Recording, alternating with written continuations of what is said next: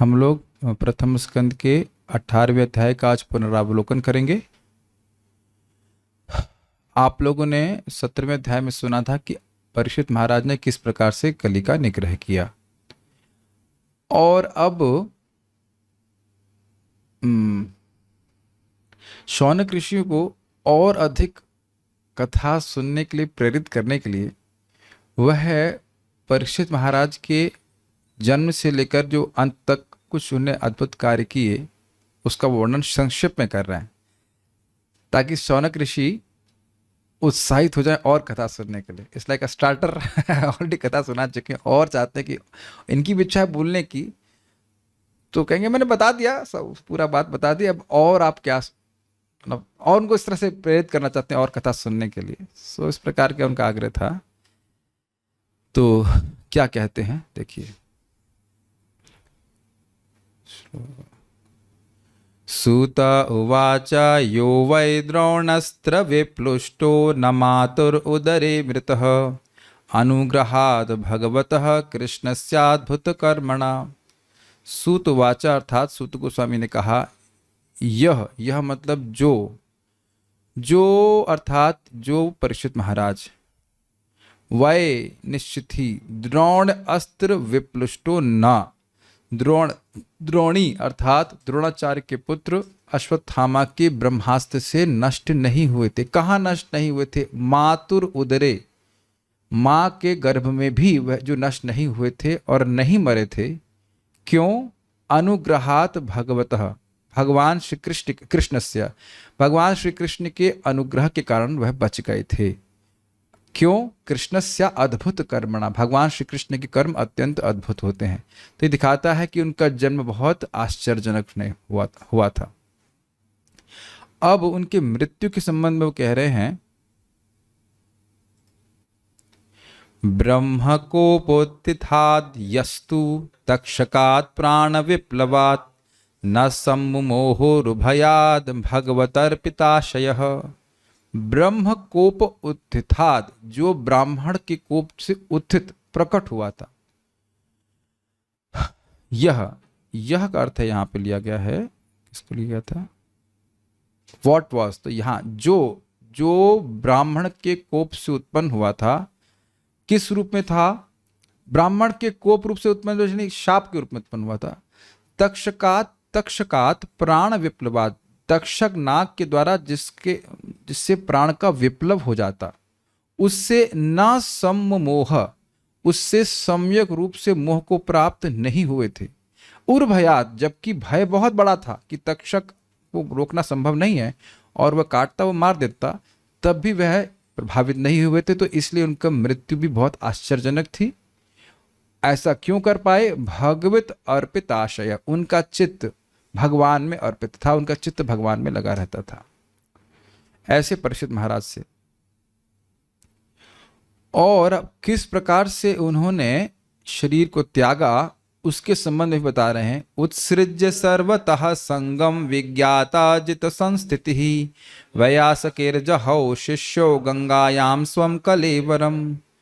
उत्सृज्य सर्वतः संगम, हर प्रकार के आसक्ति को, बच्चों की आसक्ति, पत्नी की आसक्ति, परिवार की आसक्ति, राज्य की आसक्ति, सर्वतः संगम, जो भी आसक्ति प्रगाढ़ होती उसको त्याग करके, विज्ञातः प्लस अजितः प्लस संस्थिति ही, भगवान अजित, भगवान श्री कृष्ण की दिव्यता को, सम्यक स्थिति को वह समझ गए थे। कैसे समझ गए? तो कहते हैं वैयासकीर शिष्य, वैयासकी मतलब व्यासदेव के पुत्र श्रीला शुकदेव गोस्वामी की शिष्यत्व उन्हें स्वीकार किया था, और इस प्रकार से जहु त्याग दिया। क्या त्याग दिया? गंगायाम स्वम कलेवरम, गंगा जी के तट पर अपने शरीर को त्याग दिया। तो इस प्रकार से उनका शरीर त्याग भी बहुत अद्भुत था। शरीर त्याग के समय शुकदेव गोस्वामी जैसा महान भक्त का मिलना, ये भगवान की विशेष कृपा है। ये आप 19वें अध्याय में स्पष्ट रूप से देखेंगे। नेक्स्ट, अब जो परीक्षित महाराज ने किया वह उनके लिए तो है ही मतलब कौन से आश्चर्य की बात है। जो कोई भी भगवान का शुद्ध भक्त होता है वह मृत्यु के समय भ्रमित नहीं होता। उसको एक सिद्धांत से बताते हैं, नोत्तम श्लोक वार्तानां जुषतां तत्कथामृतं स्यात् संभ्रमो अंतकालेपि स्मरतां तत्पदाम्बुजम्। न उत्तम श्लोक वार्तानाम, जो केवल भगवान उत्तम श्लोक के लिए ही जी रहे हैं। उत्तम श्लोक मतलब जिनका गुणगान उत्तम श्लोकों में उत्तम लोगों के द्वारा किया जाता है, जो व्यक्ति को उत्तम से उत्तम कर देता है। तीनों डेफिनेशन को एक साथ जोड़ दिया जाए तो न उत्तम श्लोक वार्ता नाम। देखिए, वार्ता का अर्थ जीविका होता है। अगर आप कभी सुने हो, एक होता है शिलोंच वृत्ति, वृत्ति वार्ता। तो वार्ता का मतलब केवल बातें ही नहीं होता है, वार्ता का मतलब है जीवन। तो जिनका जीवन ही विष्णु को संतुष्ट करना है, श्रुताम तत्कथामृतम, जिनका जीवन ही कृष्ण कथा में जीवन ही कृष्ण है, और जो लगे रहते हैं कथामृत पीने में, तत्कथामृतम, तत् मतलब कृष्ण। तो जो कृष्ण की कथा पीते रहते हैं, अमृत है वो पीते रहते हैं, स्यात् संभ्रम अंत काले पे, अंत काल होने पे भी उनका संभ्रम नहीं होता है। वे कभी भी शारीरिक चेतना से प्रभावित नहीं होते हैं, वो निर्भयता को ही प्राप्त होते हैं। ये सिद्धांत सभी भक्तों पे लागू होता है। फिर परीक्षित महाराज का तो कहना ही क्या मैं तो सुनाई पड़ रहा है, ठीक है। स्मरताम तत्पदाम्बुजम, 3 कार्य करने वाले, जो जी ही रहा है कृष्ण के लिए, जो उनकी कथा में लगा ही हुआ है और इस प्रकार से उनके चरण कमलों का स्मरण कर रहा है, उसको मृत्यु काल में भी संभ्रम नहीं होता। अच्छा, इंटरेस्टिंग बात है, ये चीज हम वहां पे भी नहीं चर्चा की है।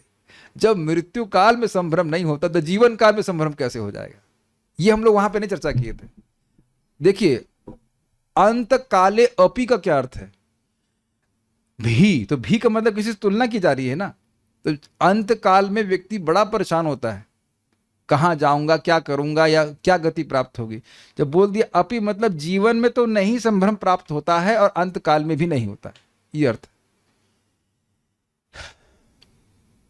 देखिए, अपने जीवन में आप देखेंगे कि भक्त, हम सभी लोग भ्रमित हो सकते हैं माया के द्वारा, लेकिन जैसे जैसे कथा श्रवण करते चले जाएंगे, आप देखेंगे कि भ्रमित होने की टेंडेंसी भी समाप्त होती चली जाएगी। आज ही चलो प्रभुपाद जी का हम प्रवचन सुन रहे थे और प्रभुपाद जी इसमें कह रहे थे, जो भी स्ट्रगल है वह अनर्थ निवृत्ति तक है। एकदम स्पष्ट, मैं आपको भेज सकता हूँ, बहुत अच्छी बात वो बोले। जो भी संघर्ष है इंद्रियों से, जो कुछ भी है, वह केवल अनर्थ निवृत्ति तक है। और आप जान रहे हैं कि जितनी बार आप श्रीमद् भागवत सुन रहे हैं, अनर्थ नष्ट ही हो रहा है, मतलब कुछ मात्रा में कम ही हो रहा है। और एक ऐसी स्थिति आ जाएगी जो अनर्थ प्राय प्राय नष्ट हो जाता है, 75% नष्ट हो जाएगा। तो वो आप मतलब क्या कहते हैं उसको, विक्षेप अभावात, भक्ति में विक्षेप नहीं होगा कि आज करना है क्या, डज इट फील लाइक, ऐसा नहीं होगा, ठीक है। उसके बाद वो कह रहे हैं कि जब तक वह इस जगत पे थे, उनका जीवन भी बड़ा अद्भुत था, वह कली को प्रवेश नहीं करने दिए। तावत कलिर्न प्रभवेत प्रविष्टोपि सर्वतः यावदीशो महान उर्व्याम अभिमन्यव एकराट। तावत, एक मिनट रुकिए, इसको देख लेते। इसमें लिखे हैं तावत कलिर न प्रभवेत, उस समय तक कली अपने प्रभाव को, यानी कि पूरी तरह से संपन्नता को प्राप्त नहीं हुआ था, अपने प्रभाव को पूरा दिखा नहीं पा रहा था। प्रविष्टो अपिह सर्वथा, यद्यपि वह प्रविष्ट हो गया था, क्योंकि प्रविष्ट तो तभी हो गया था जब भगवान कृष्ण अपने धाम को चले गए थे, लेकिन अपना प्रभाव नहीं दिखा पा रहा था। कब तक? यावद ईशः महान उर्व्याम। तो यहां पे बोल रहे हैं महान का मतलब तो महान ही होता है, उर्व्याम का मतलब शक्तिशाली। तो कह रहे हैं अभिमन्यु व एकराट, अभिमन्यु के पुत्र परीक्षित महाराज जब तक पूरे विश्व के राजा थे, तब तक ईश मतलब समर्थ व्यक्ति थे, शक्तिशाली थे, तब तक कली अपना प्रभाव नहीं दिखा पाया, यद्यपि वह प्रवेश कर गया था। तो इससे उनके जीवन काल की अद्भुतता का सूचना हुई कि नहीं? यस, कि उन्हें काल को ही रोक दिया। अब मानो कोई व्यक्ति प्रश्न करे, तो क्या उस समय कली प्रवेश नहीं किया था, या उसी समय प्रवेश किया था क्या परीक्षित महाराज के समय? तो कहते हैं नहीं, कली का प्रवेश तो पहले ही हो गया था। भगवान कृष्ण का तिरोभाव होना और इनके मतलब इतने पूरी तरह पावर में आना अगर कहा जाए तो उसमें थोड़ा समय लगा। तो कली का प्रवेश तो उसी दिन हो गया जिस दिन भगवान कृष्ण आए थे, सॉरी भगवान कृष्ण का तिरोभाव हुआ था। लेकिन ऐसा प्रवेश होने पर भी वह अपना भाव नहीं दिखा पाया महाराज परीक्षित की वजह से। तो इसको अगले श्लोक में कह रहे हैं, टेक्स्ट नंबर 6। यस्मिन् नियर्ह्येव भगवान उत्ससर्जगाम तदेवेहानुवृतो साव अधर्म प्रभवः कलिः। यस्मिन्, अहनि, अहनि का अर्थ होता है दिन, जिस दिन, यर्हि एव और जिस क्षण, जिस दिन और जिस क्षण, भगवान उत्सर्ज, गाम, गाम का मतलब पृथ्वी, तो भगवान श्री कृष्ण जब जिस दिन और जिस समय, जिस क्षण इस पृथ्वी को छोड़ दिए थे, तद एव इह अनुवृत्तः, तो उसी, अनुवृत्त मतलब पीछा करना, तो उसी के उसी समय पीछे, अनुवृत्ति मतलब उसकी प्रवेश हो गया था किसका, असौ अधर्म प्रभवः कली, ये जो अधर्म को बढ़ावा देने वाला कली है, उसका प्रवेश उसी दिन हो गया था जिस दिन भगवान ने इस पृथ्वी को त्यागा था। लेकिन देखिए परीक्षित महाराज का कितना सुंदर गुण है कि कली को मारने में समर्थ होते हुए भी वह कली को नहीं मारे, क्योंकि उनका एक गुण है, इसका वर्णन यहाँ पे हुआ, नानुद्वेष्टि कलिम सम्राट सारंग इव सारभुक् कुशलानि आशु सिद्ध्यन्ति नेतिराणि कृतानि यत्। ना प्लस अनुद्वेष्टिम कलिम, सम्राट अर्थात सम्राट परीक्षित महाराज ने कभी भी कली के प्रति द्वेष नहीं किया। क्यों नहीं किया?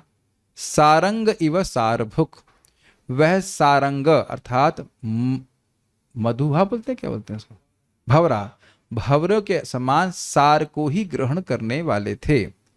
तो उस पर हम लोग सुन चुके हैं कि जो भवरा है वह कमल की नाल में प्रवेश करके कमल का आस्वादन करता है, लेकिन कमल को तोड़ता नहीं है। उसी प्रकार से जो उसकी सार वस्तु है कली की, वह परीक्षित महाराज ने ग्रहण करी और इस कारण से उसको नहीं मारा। क्या उसकी सार वस्तु है कली की? असली अच्छी बात क्या है? कुशलानी आशु सिद्ध्यंती, जो अच्छे कर्म है वह बहुत जल्दी सिद्ध हो जाते हैं। और आशु का अर्थ है संकल्प मात्रेणा, संकल्प करने मात्र से उसका फल मिल जाता है, बहुत जल्दी मिल जाता है। न इतराणी, और उनसे अलग जो कर्म है अर्थात जो गृहीत कर्म है, कृतानी, जब तक व्यक्ति पाप कर्मों को करता नहीं है तब तक पाप का फल मिलता नहीं, सोचने से नहीं मिलता है। ये भी एक हमारी एक बहुत बड़ी विडंबना है कि लोग सोचते हैं हम जब पाप के बारे में सोच ही रहे हैं तो क्यों ना कर लिया जाए। ये देखा है आपने कलयुग में, कई बार सोचते हैं भाई इतना पाप का विचार आ रहा है, अच्छा कर ही लेते हैं इसको। लेकिन मूर्खता है, सोचने का कुछ नहीं होता है। हाँ, सोचने से चित्त दूषित जरूर होता है, लेकिन सोचने से पाप नहीं लगेगा, नरक नहीं जाना पड़ेगा। ये कलयुग का लाइसेंस है, क्योंकि इतना भोग सब तरफ विद्यमान है जिसकी हम कल्पना भी नहीं कर सकते। Do you agree with me कि हर जगह भोग दिखता है, भोग के सजेशंस मिलते रहते हैं व्यक्ति को लगातार। तो इतना दूषित वातावरण है कि अब क्या कहा जाए। तो इस कारण से अब मुझे करेक्ट कीजिएगा, मुझे कोई बता रहा है कि भारत में लिव इन रिलेशनशिप्स अलाउड हो गई हैं legally. Is it like that कि बिना शादी किए लड़का और लड़की रह सकते हैं? ऐसा है? पता नहीं, हमको तो सुन के अजीब सा लगता है उन्हें। कोई इट्स अमेजिंग नहीं? पहले देखिए समाज इससे कितनी भर्त्सना करता। हमें तो सब डिलेड इन्फॉर्मेशन मिलती है कि हमारे गूगल बाबा तनिष प्रभु बताते रहते हैं। एक आप ट्राई करना, उसको कुछ भी टॉपिक देना, वो सब पे बोल देगा। हम तो लाइव गूगल बाबा, पता नहीं कैसे सब कुछ पता रहता है उसको। तो वो हमने कहा हम न्यूज तो नहीं देख रहे, यही न्यूज रिपोर्टर हमारे पास आता है, ये हो रहा है प्रभु जी, वो हो रहा है, ऐसा हो रहा है। अच्छा, तो ये सब चल रहा है कलयुग में। हम अधर्म का कीर्तन नहीं करना चाहिए, हम खाली बोल रहे इस बात को कि लोग सोचते भी नहीं है। अच्छा चलिए एक बार फिर से टेस्ट ले लेते हैं। सुबह से अब तक सोचे हैं कि 10,000 लोग खाना खिलाना है।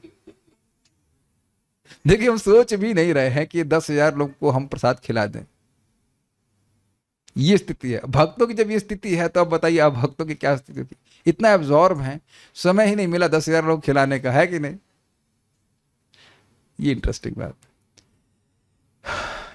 आप लोग कभी कभी इस बात को याद रखते हो कि हजारों हजारों साल तपस्या करने का फल केवल कृष्ण नाम बोलने से मिल जाता है कलयुग में? याद रखते हैं, एटलीस्ट प्रतिदिन याद रखा करिए। कुछ श्लोक है ना जो, कृते यद ध्यायते विष्णु त्रेतायाम यजते मखई द्वापरे परिचर्यायाम कलौ तद हरि कीर्तनात्। ये श्लोक तो याद रखना चाहिए, is very inspirational for chanting Hare Krishna. ठीक है, तो इसलिए कली महाराज, सॉरी क्षमा कीजिएगा, परीक्षित महाराज की उदारता थी कि कली महाराज को मारे नहीं। भाई वो भी महाराज के रूप में आए थे, तो कली को है मारे नहीं, है ना। अच्छा, एक बात आपको ध्यान आ रही है, अनुदृष्टि पे क्या कहा गया था? अनुदृष्टि मतलब निरंतर कभी उनसे द्वेष नहीं किए। वो जानते हैं, जानेंगे कि आगे जो शाप दिया गया है उसमें श्रमिक ऋषि, श्रृंग ऋषि कुछ पंगा नहीं है, कली के द्वारा किया गया है।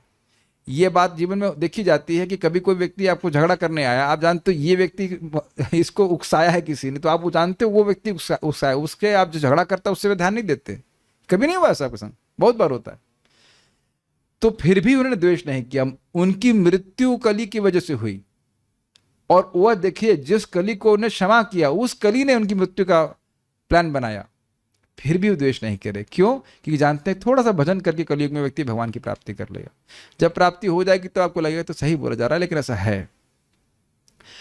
अब कोई कहेगा कि भाई ये कलयुग तो बड़ा खतरनाक है, तो उस पर सुत गोस्वामी कहते हैं, किम्नु बालेषु शूरेणा कलिना धीर भीरुणा अप्रमत्तः प्रमत्तेषु यो वृकोन्द्रषु वर्तते।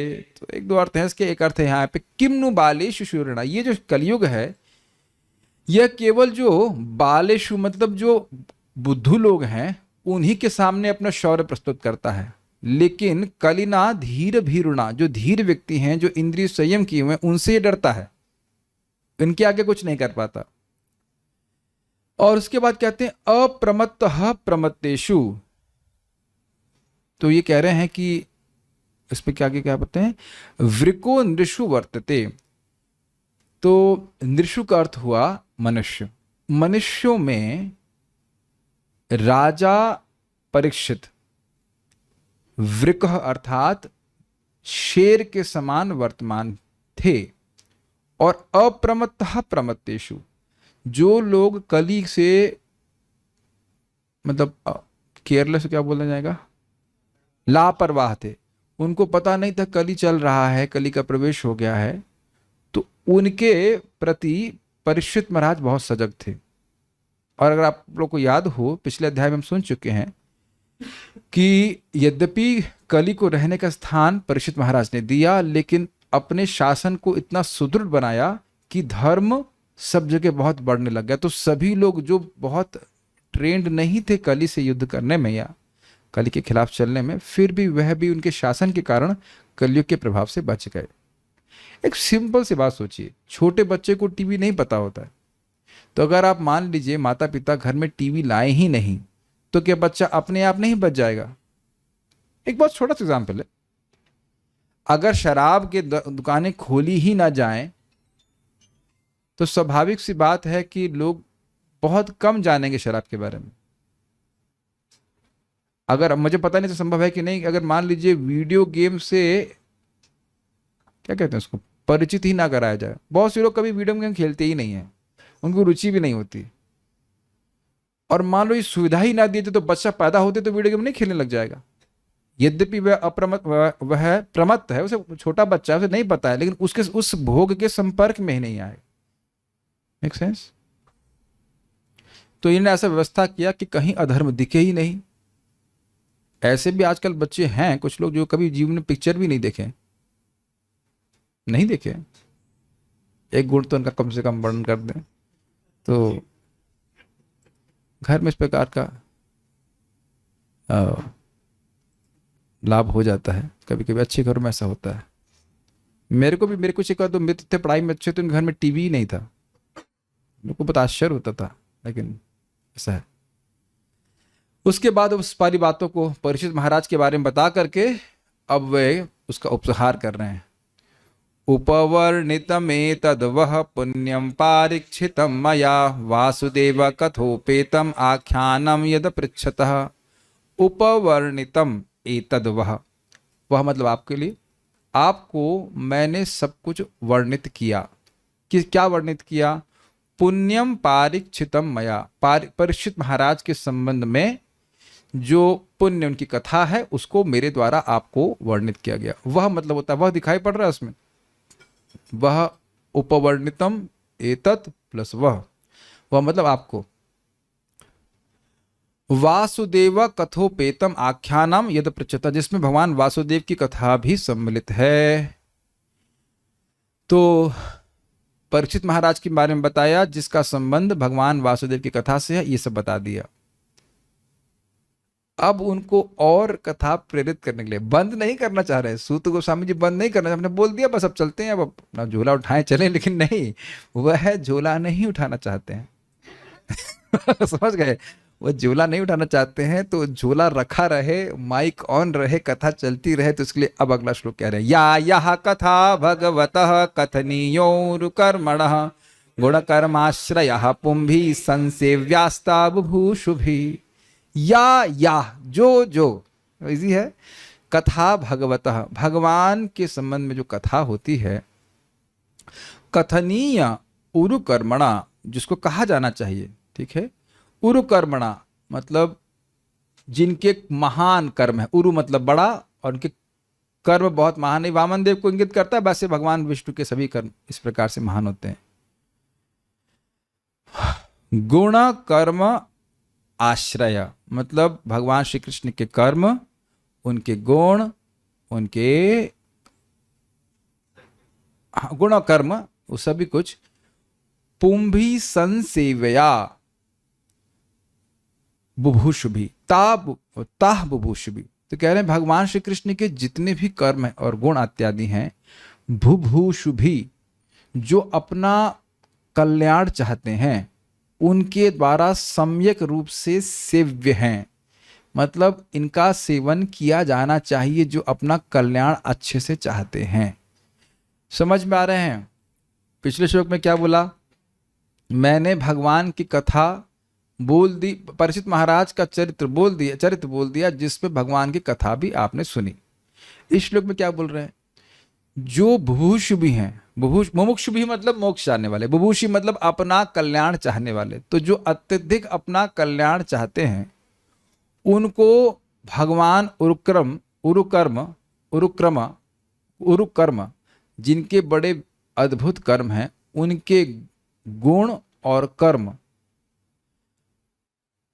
आश्रय, मतलब जिन कथाओं में भगवान श्री कृष्ण के गुण और कर्म आश्रय लेते हैं, ऐसे ले लीजिए, मतलब जिसमें उनके गुणों और कर्मों का वर्णन होता है, वह सब सम्यक रूप से सेव्य, उनको जरूर सुनना चाहिए। समझ पा रहे हैं श्लोक को? जो अपना कल्याण चाहता है उसको वो हर कथा सुननी चाहिए जिसमें भगवान के गुण और कर्म आते हों। तो स्वाभाविक सी बात है, सूत गोस्वामी जी हर कथा तो नहीं कह दी है, कह दिए सारी कथा, और शौनक ऋषि अपना कल्याण चाहते हैं। तो आप समझ ही रहे हैं कि ये स्टार्टर है अगले कथा के लिए। स्टार्टर समझते, खाने से पहले कुछ दिया ताकि भूख बढ़ा दी जाए। तो ये प्रेरित कर रहे हैं कि आप हमको बोलो कथा बोलने के लिए, और कथा बोलने के लिए बोलिए। तो इस प्रकार से सूत गोस्वामी जी प्रेरित कर रहे हैं। तो ऋषिगण भी समझ गए, और यह भी उनको कथा अब बंद करने के लिए नहीं बोल रहे हैं। इधर से आप फ्लो समझ पा रहे हैं? परीक्षित महाराज का महिमा बता दिए, उनके महिमा गुण कर्म के बारे में बता दिया, और कहा कि भाई इसमें जो कथा भगवान के संबंध वो भी बता दी मैंने। अब कह रहे हैं भाई जो अपना कल्याण चाहते हैं उनको सुनना ही, बहुत जरूर सुनना चाहिए। इसका मतलब है कि अब बंद नहीं होनी चाहिए कथा। अब वो इंगित कर रहे हैं, बोल नहीं रहे कि मैं और बोलूं क्या, लेकिन मतलब सुनना जरूरी है, बहुत जरूरी है। तो इधर ऋषिगण भी कह रहे हैं हाँ हम भी इसी प्रकार से उत्सुक हैं। तो अब क्या बोलते हैं ऋषिगण, अर्थात शौनक ऋषि क्या कहते हैं, ऋषियाचुः सूत जीवा समः सौम्या शाश्वतिर्विशदं यशः यस्त्वं शंससि कृष्णस्य मर्त्यानाम् अमृतं हिनः। ऋषिः ऊचु, अर्थात ऋषिगणों ने कहा, सूत जीवा, जियो बेटा, जियो मेरे लाल, अगर ऐसा कहा जाए। सूत जीवा, समा मतलब बहुत साल, खूब साल जियो तुम। सौम्य का अर्थ यहां पे लिया गंभीर। शाश्वतीर विशदम यशः, विष अदम, इसका हमने अर्थ बड़ा सुंदर लिया था, वहां पे क्या था, विष प्रवेश द्यति, यानी संसार में प्रवेश को जो नष्ट करता है, ऐसा कुछ था ना, विशदम था। यानी अभी याद नहीं आ रहा वो। कि यार आपका यश जो है वह शाश्वत विद्यमान रहे, खूब साल जिए और आपकी बदनामी कभी ना तो कहे, आपकी ख्याति खूब फैले। ये पहला आशीर्वाद दे रहा है, अर्थात बहुत खुश। भाई क्यों, ऐसा मैंने क्या कर दिया? तो कह रहे हैं यस यह त्वम, क्योंकि तुम, आप, शंससी, बोल रहे हो, वर्णन कर रहे हो। क्या वर्णन कर रहे हो? कृष्णस्य, क्षमा कीजिएगा, हाँ ठीक तो है, कृष्णस्य, हाँ, कृष्णस्य मर्त्यानाम अमृतम ही न, मैं कुछ मिस्टेक कर रहा हूँ क्या? हाँ ठीक तो है। तो आप भगवान कृष्ण के बारे में, कृष्ण के कथा का अमृत हमको दे रहे हैं, जो मर्त्यानाम, यानी कि जो लोग मर्त हैं, जो मरने वाले हैं, उनके लिए यही एकमात्र अमृत है। तो आप जीविए, जिए, आप अमृत दे रहे हैं, इसलिए आप भी जिए, बहुत लंबा जिए, और इसी प्रकार से हमें कथा सुनाते रहे। तो यहां भी ऋषिगण अपनी उत्सुकता, कथोत्कंठा, कथा सुनने की उत्कंठा को प्रस्तुत कर रहे हैं। मानव सूत गोस्वामी कहें कि अरे भाई आपका यज्ञ भी तो पूरा कर लीजिए, यज्ञ आपने बंद कर दिया था, उसको पूरा तो कर लीजिए, फिर बाद में कथा शुरू करते हैं। तो कहते हैं नहीं, यज्ञ करने से हमें कुछ नहीं मिला है, केवल हमारे शरीर और मुंह काले हुए हैं। तो अपना यज्ञ पे उनका जो अविश्वास है, अश्रद्धा, वो सूचित कर रहे हैं श्लोक में। कर्मण्यस्मिन् अनाश्वासे धूम धूम्रात्मनां भवान आपायति गोविंद पाद पद्मासवम मधु। कर्मणि अस्मिन् अनाश्वासे, अस्मिन् कर्मणि, इन यज्ञों में, अनाश्वासे, हमारा कोई विश्वास नहीं है। क्यों विश्वास नहीं है? क्योंकि कलयुग के प्रभाव से बहुत सारे दोष हैं। अब पता नहीं इसका क्या लाभ होगा, स्वर्ग मिलेगा, वैकुंठ मिलेगा, पता नहीं। धूप तो प्रकार हुआ क्या? तो कहते हैं धूम धूम्रात्म नाम, हमारे आत्मा के बहुत से अर्थ लिए थे। एक अर्थ है कि हमारा मन काला हो गया, डिप्रेस हो गया, अगर से कहा जाए, हमारा मुंह काला हुआ, शरीर काला हुआ, यानी इससे और आगे भी कुछ, मान लो काला हुआ हो और आगे कुछ लाभ हो जाए तो भी काला कर लें, लेकिन आगे भी कुछ लाभ होगा इसका कोई हमको विश्वास नहीं। तो ये तो हमारा विश्वास नहीं। लेकिन देखिए भगवान, भगवान यहाँ पे आपके शब्द में, आप करते तो आप आयति, आप हमको पिला रहे हैं। क्या पिला रहे हैं? गोविंद प्लस पाद प्लस पद्मासवम मधु। भगवान श्री कृष्ण गोविंद, जो इंद्रियों को संतुष्ट करने वाले हैं, उनके चरणों से निकलने वाले आसव रस को हमें पिला रहे हैं। अर्थात अब ये तो आप सब भक्त बड़ी आसानी समझ लेंगे। हमारे प्रातस्मरणीय पूजनीय वंदनीय तनिष्ठ प्रभु की कृपा से रोज रात में कथा के बाद जूस मिलता है। तो ऐसा नहीं है कि जूस पिएंगे आज और सुख मिलेगा कल, समझ गए? ये बहुत सटीक उदाहरण बन रहा है। जूस पीते हैं तो तुरंत ही आपको सुख मिलता है। तो आप लोग कभी बोले तनिष्ठ प्रभु आप आइए थी जूसम गोविंदम, कभी नहीं।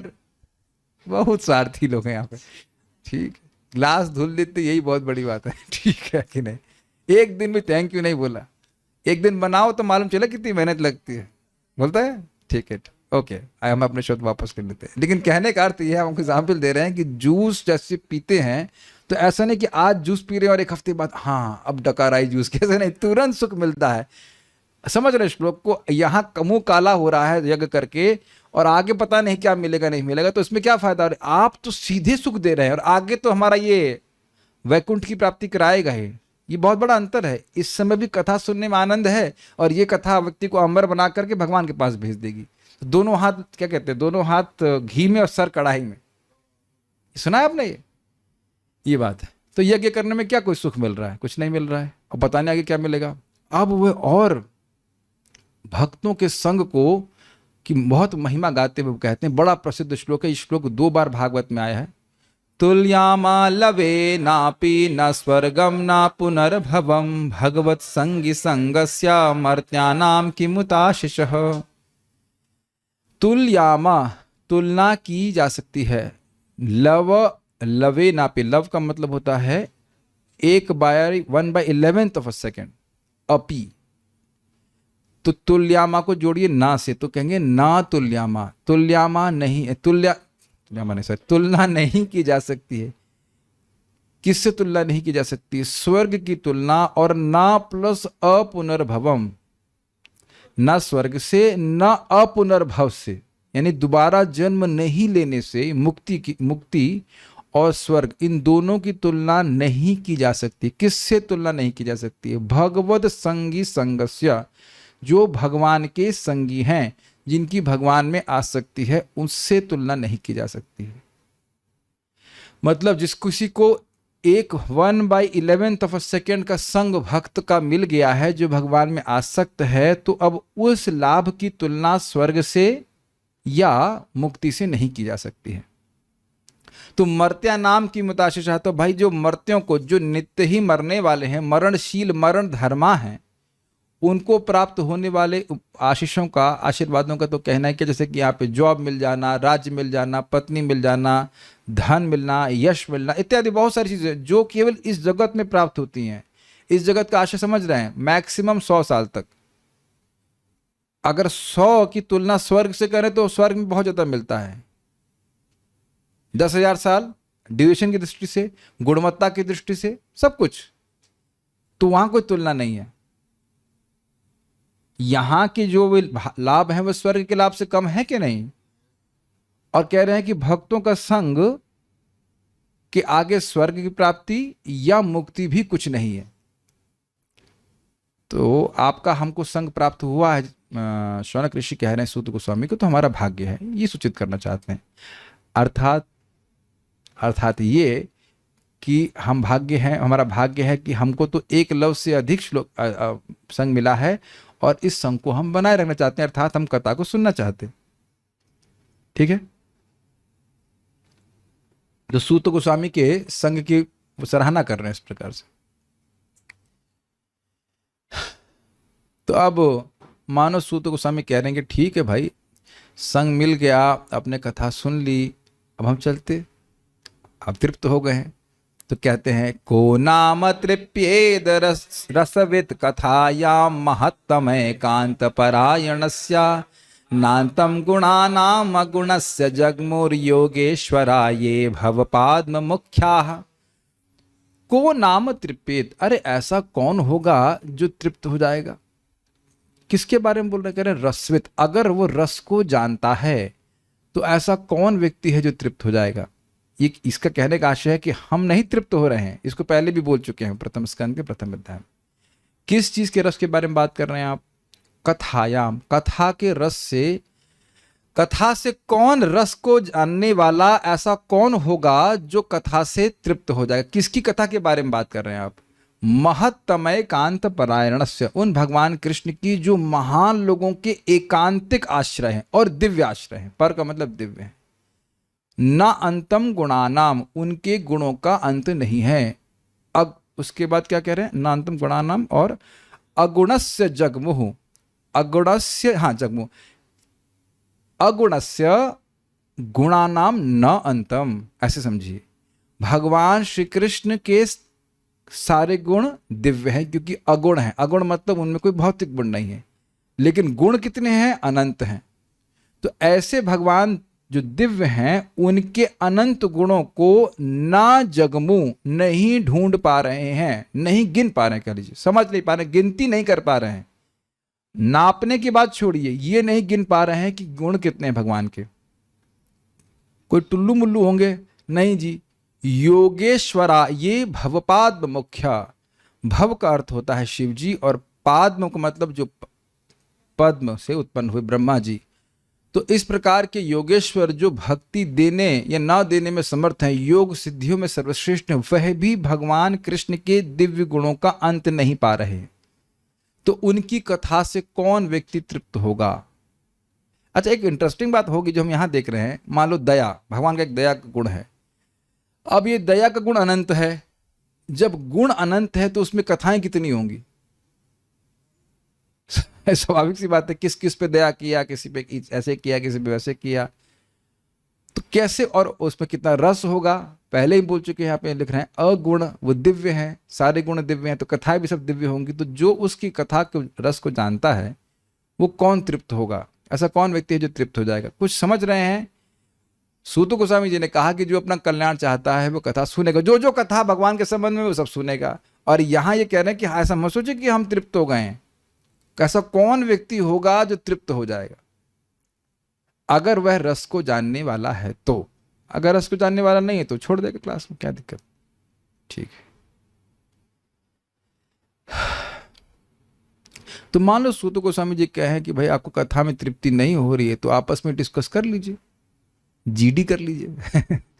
कहते हैं नहीं आप ही सुनाइए। आपने देखा होगा कि बहुत अच्छा कोई कुक होता है तो उसको लोग चढ़ा देते हैं।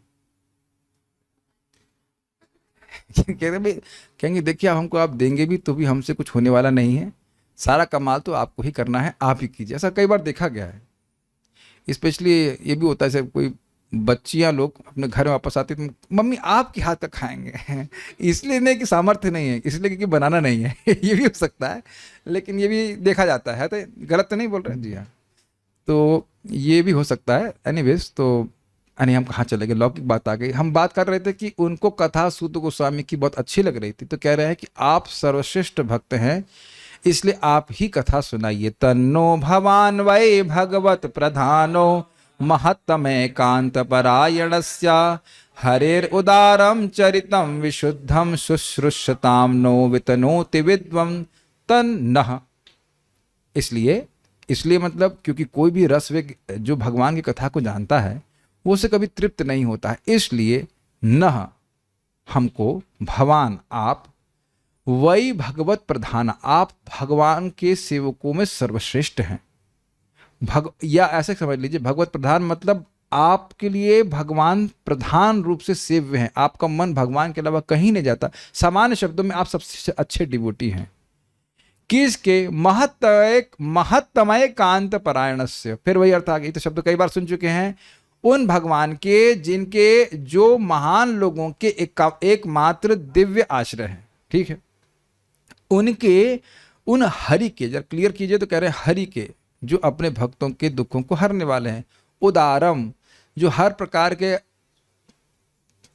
निष्पक्ष हर प्रकार के धर्म अर्थ काम मोक्ष प्रदान, जो जिसकी इच्छा उसको प्रदान करने वाले। चरितम उनकी लीलाओं कथाओं को। और विशुद्धम जो दिव्य हैं। सुश्रुताम न हमको सुनाइए क्योंकि हम सुनने की अत्यंत इच्छा रखें। इसीलिए तो आप जो बैठ गए उसके बाद आए हैं क्लास में, ये बोले शौनक। हम लोग सुनने के लिए अत्यंत उत्सुक हैं, इसीलिए जब आपने आधी क्लास कर दी है तब आए हैं सुनने के लिए। ये तो शौनक ऋषि बोल रहे है ना। मेरे ख्याल से ये हुआ था, मेरे ख्याल से शौनक ऋषि 6th चैप्टर के बाद आए थे, नहीं 5 चैप्टर कह रहे थे हम रिकॉर्डिंग सुन लेंगे। रिकॉर्डिंग सुन लेंगे, रिकॉर्डिंग तो करेंगे ही। तो ये सब बातें हैं। एनीवेज, हमारा कर्तव्य है बीच बीच में पिंच करते रहना, उसके द्वारा शिक्षा करते रहने देना। ठीक है, कर दिया। नह वितनोति विद्वन, मान लो सूत गोस्वामी के हमको तो नहीं पता है, तो इसीलिए कह रहे हैं विद्वन, आप विद्वान हो, आप भगवान की कथा को समझते हो, जानते हो, इसलिए आप वितनोति, वितनोति मतलब वितरण कीजिए, दीजिए, कथा सुनाइए हमको। इस प्रकार से तो वह उनको प्रेरित कर रहे हैं कथा सुनने के लिए। अब ये क्लियर कर रहे हैं कि किस विषय को सुनना चाहते हैं। तो यहाँ भागवत परीक्षित महाराज के ही बारे में उस कथा को सुनना चाहते हैं, वो स्पष्ट बोल रहे हैं। क्योंकि भगवान की कथा तो अनंत है, तो क्या सुनना चाहते हैं, तो उसको वह बोल रहे हैं। सवै महाभागवत परीक्षित ये नापवर्गाख्यमदभ्र बुद्धि ज्ञाने न वैयास की शब्दिते न भेजे खगेंद्र ध्वजपाद मूल। स वै महाभागवत परीक्षित, वह परीक्षित महाराज तो निश्चित ही महाभागवत थे। ये ना अपवर्गाख्यम, जिसको अपवर्ग के रूप में जाना जाता है। अदब्र बुद्धि, अदब्र का मतलब होता है दृढ़, और बुद्धि का मतलब बुद्धि। तो परीक्षित महाराज की बुद्धि जिस अपवर्ग नाम से विख्यात खगेंद्र ध्वजपाद मूलम, खगेंद्र का मतलब होता है गरुड़ जी, खग इंद्र, खग मतलब पक्षी, इंद्र मतलब सर्वश्रेष्ठ पक्षी, ध्वजपाद मूलम एक अर्थ लिया गया है कि जिनके रथ पे गरुड़ जी का चिन्ह है, एक अर्थ लिया गया। दूसरा अर्थ है कि जिनके चरण कमल गरुड़ जी के आश्रय हैं। तो भगवान विष्णु के चरण कमल जो अपवर्ग के रूप में प्रख्यात हैं, उस पे परीक्षित महाराज की बुद्धि स्थिर हो गई। अब आज नहीं समझ में आ रहा है तो उसके लिए हमको ब्लेम मत कीजिए, वहां जब समझाया था तब ध्यान से देखना चाहिए। अगर नहीं समझ में आ रहा है तो पैसा वापस नहीं करूंगा ठीक है कि नहीं? हम यहाँ उन लोगों की सहायता कर सकते हैं जो अपनी सहायता स्वयं कर रहे हैं। अब कंधे पे लेकर किसी को नहीं चलने वाले समझ पा रहे हैं बात? आज आपको नहीं समझ में आ रहा है, किसी को मालूम नहीं समझ में आ रहा है तो सुनिए, केवल समझिए मत, ठीक है? समझने का काम तब था जब इसको डिटेल में पढ़ा रहे थे। आप देखिए ना कि संस्कृत में आगे पीछे लेफ्ट राइट होता रहेगा, समझना कि इसके द्वारा ज्ञाने न वैयासिक शब्देना, वैयासकी अर्थात व्यास के पुत्र सुखदेव गोस्वामी के द्वारा शब्दित बोले गए उच्चरित ज्ञान के द्वारा जिस उस ज्ञान को बताइए। कहने का आशय यह है कि वो ज्ञान जिससे परीक्षित महाराज की बुद्धि अपवर्ग नाम से प्रसिद्ध भगवान विष्णु के चरण कमलों में स्थित हो गई, उसके बारे में सुनना चाहते हैं, ठीक है? इसलिए इसको रेफर करना है। नेक्स्ट, तन्नः परम पुण्यम संवृतार्थम आख्यानमत्यद्भुत योग निष्ठम आख्यायनन्ता चरितोपपन्नम पारीक्षितम भागवताभिरामम। तन्नः, तन्न तत्नः, तत् मतलब उसको सुनाइए, जिस ज्ञान के द्वारा, भागवत की बात कर रहे हैं, जिस भागवत के द्वारा परीक्षित महाराज की बुद्धि भागवत में ऐसा भगवान विष्णु के चरण कमलों में निष्ठ हो गई, उसको सुनाइए। हमको तन ना मतलब हमको सुनाइए। परम पुण्यम, वह अत्यंत पवित्र करने वाला है। असंवृतार्थम, उसके बहुत सारे अर्थ लिए गए थे। एक अर्थ यह है कि श्रीमद् भागवत वेद के समान नहीं है जो प्रकट अर्थ न दे। एक ये अर्थ भी लिया गया था, प्रकट बता रहे कि भगवान विष्णु की भजन करना चाहिए। एक तो ये भी अर्थ है। दूसरा है कि यथावत बताइए, जैसा आपने सुना था वैसा ही सुनाइए, एज इट इज। असंवृतार्थम, संवृत मतलब ढकना, संवृत मतलब अच्छे से ढकना, और असंवृत मतलब बिल्कुल बिल्कुल क्लियर बताइए। जो आपने सुना था यथावत बता दीजिए उस आख्यान को जो कि परीक्षित महाराज को कहा गया था। अति अद्भुत योग निष्ठम, वह भागवत, वह आख्यान किसमें निष्ठ है, किसका वर्णन करती है? अति अद्भुत योग। वो अति अद्भुत योग क्या है? भगवान श्री कृष्ण की भक्ति। क्यों अद्भुत है? क्योंकि इसके द्वारा भगवान भी भक्त के बस में हो जाते हैं। तो उस भागवत को सुनाई जिसमें भक्ति के अलावा कुछ है, कर्म और उसके बारे में वर्णन है, लेकिन मुख्य रूप से भक्ति का ही वर्णन है, उसको सुनाई। आख्या ही मतलब बोलिए। अनंत चरितो, जिसमें अनंत भगवान के चरित हो, चरित का मतलब क्रियाकलाप हो, और उपपन्नम मतलब भरा हुआ। तो ये भागवत ग्रंथ जो है वह भगवान के लीला विलास से भरा हुआ, ऐसे भागवत को सुनाइए। फिर कह रहे हैं पारीक्षितम भागवताभिरामम, जो पारीक्षित मतलब जो परीक्षित महाराज को कहा गया था, उनके निकट बोला गया था। और भागवताभिरामम, भक्तों को, भागवत यानी भक्तों को अत्यंत सुख देने वाला है। तो स्पष्ट है कि वो क्या बोलना चाहते। सबको समझ पा रहे हैं लोग? ठीक है, हाँ बोलने के कौन से पैसे लगते हैं? आज तो प्रश्न नहीं करने वाले हैं, इसलिए हाँ बोल दो। ओके, ठीक। सूत गोस्वामी को जब इस प्रकार से कहा गया तो बड़े प्रसन्न हुए, और अब वह अपने भाग्य की सराहना कर रहे हैं। सूत उवाच अहो वयम जन्म भृतोद्यहास्मा वृद्धानुवृत्त्यापि विलोम जाताः दौष्कुल्यम आधिम विधुनोति शीघ्रम महत्तमानामभिधान योगः। सूत उवाच मतलब सूत गोस्वामी ने कहा, बड़े प्रसन्न है, कहते अहो वयम जन्म भृत अद्यहास्म। अहो मतलब ये अहो मतलब होता है आश्चर्य सूचित करने में, और खुशी भी सूचित कर रहा है। वयम जन्म भृता, तो कह रहे हैं कि यद्यपि विलोम जाता है, यद्यपि हमारा जन्म विलोम जाति में हुआ है, और माता थी इनकी ब्राह्मण और पिता थे क्षत्रिय, तो भी हमारा आज मानो जन्म भृता दूसरा जन्म हो गया हो, हमारा द्विजाति संस्कार हो गया हो। ऐसा क्यों बोल रहे हैं? और अद्य आज अस्म मतलब निश्चित ही हमारा आज दूसरा जन्म हो गया है। तो क्यों, कैसे? तो कहते हैं वृद्धा अनुवृत्त्या अपि, वृद्धानुवृत्त्या, वृद्धों की सेवा करने से। दो प्रकार के वृद्ध हैं, शौनक ऋषि, इनकी सेवा किया, बल्कि तीन कह लीजिए, अपने गुरुजनों की सेवा किए, व्यासदेव आदि की, फिर शुकदेव गोस्वामी जो ज्ञान वृद्ध थे उनकी सेवा की कथा सुन करके, और आज शौनक ऋषि की सेवा कर रहे हैं। इन सभी की सेवा करके तो हम ये मान रहे हैं, शुद्ध गोस्वामी कह रहे हैं कि हमारा दूसरा ही जन्म हो गया। जैसे कोई लड़का ब्राह्मण कुल में पैदा होता है, उसका द्विजाति संस्कार हो जाता है, तो कहते हैं यद्यपि मैं विलोम जाति में, निम्न जाति में पैदा हुआ हूं, लेकिन मेरा ऐसा भाग्य हो गया कि आप लोगों की सेवा करके मैं दूसरा जन्म प्राप्त कर लिया। ऐसा कैसे हो गया? तो कह रहे हैं दौष्कुल्य माधि, नीच कुल में जन्म लेने से जो मानसिक कष्ट होता है, विधुनोति शीघ्रम, वह बहुत जल्दी नष्ट हो जाता है। कैसे? तो कह रहे हैं महात्मानाम अभिधान योगा, जो महान लोग हैं उनसे लौकिक बातचीत करने में, कोई लौकिक बात करने में भी अगर समान बात भी कर रहा है महान लोगों से, तब भी नीच कुल में उत्पन्न होने का जो मानसिक कष्ट है वह बहुत जल्दी नष्ट हो जाता है। तो मैं तो आप लोगों के संग कथा कर रहा हूं, ये मेरा बहुत बड़ा भाग्य है। Got it? तो सूत गोस्वामी जी अत्यंत उत्साहित हैं। कितना सम्मान की भावना है श्रोता और वक्ता में, बहुत अच्छी बात है। फिर कह रहे हैं, अब यहां कैमुत्य लगा रहे हैं कि भाई देखिए, अगर कोई व्यक्ति महान भक्तों से सामान्य वार्ता करता है लेकिन कथा में सो जाता है, उसका नहीं बोल रहे।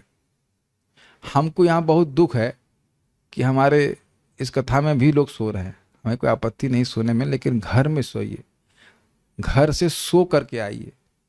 और यहाँ जो लोग सो रहे हैं उनको तो कोई नौकरी पे भी नहीं जाना है। तो अब हमको बहुत दुख लगता है इस चीज़ के लिए। कोई आपत्ति नहीं, अगर आपका सोने का प्लान है क्लास में तो जूम पे आइए, वीडियो ऑफ कर दीजिए या ऑन कीजिए, कुछ भी कीजिए, लेकिन हमको उधर क्लास में कभी किसी डाटा हूँ, सोते रहिए, कोई दिक्कत नहीं। चाय पीजिए, कुछ भी कीजिए अपने घर पे, हमें कोई दिक्कत नहीं। हम यही मान के चलेंगे कि आप बहुत ध्यान से सुन रहे हैं। लेकिन एकदम से नोज डाइव कथा सुनते हैं तो ऐसा लगता है कि हमारी बात कुछ समझ में नहीं आ रही है। या तो फिर मैं बताइए, मैं हैब्रू सीख लूँ, कल से हैब्रू में क्लास देना चालू करता हूँ। जब सबको जब सोना ही है तो फिर हैब्रू में बोला जाए, कहीं कोई हैब्रू के लोग भी सीख लेंगे, भागवत सीख लेंगे, है कि नहीं? तो थोड़ा सा तैयार होकर के आना चाहिए। सही में सही बता रहा हूँ, बहुत अगर मेरे को नींद आती तो मैं क्लास में जाता ही नहीं, क्योंकि क्लास में सोता ही रहूँगा। अगर वो कंपलसरी नहीं है तो कंपलसरी तो हमने कुछ किया नहीं है यहाँ पे। सोना नॉन कंपलसरी है। सही बोला ना? नॉन कंपलसरी नहीं, सोना कंपलसरी है। मन लगे कोई बात नहीं, लेकिन यहाँ कहीं शास्त्र में लिखा नहीं ऐसा कि सोने वाला भी शुद्ध हो जाता है। वैसे हो जाता है, कोमा में कोई हो तो भी सुन लेता है, तो सोने वाला भी सुन ही रहा होगा। अब सब लोग सो रहे हैं तो फिर मैं भी सो जाता हूँ, क्या दिक्कत है कि नहीं? और रिकॉर्डिंग चला देंगे, सुनते रहेंगे सब लोग इस प्रकार से। लेकिन यह चीज उचित नहीं है, ये थोड़ा सा हमको निरुत्साह करता है। चलिए हम वापस आ जाते हैं। तो अब कोई महान व्यक्तियों से लौकिक वार्ता करता है, सामान्य की बात करता है, तब भी उसकी नीच कुल की व्याधि आधि मन का कष्ट दूर हट जाता है। तो कुतः, फिर कुतः पुनः गृणतो नाम तस्य महत्तमैकांत परायणस्य योनंत शक्तिर्भगवान अनंतो महद्गुणत्वाद्यमनंतमाहुः।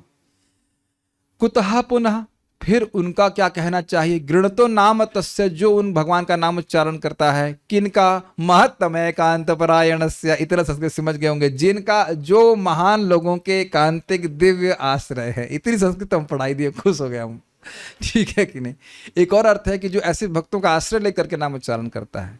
समझ रहे हैं? जो भक्तों से सामान्य बात कर रहा है उसकी दुष्कुल की आदि चली जाती है।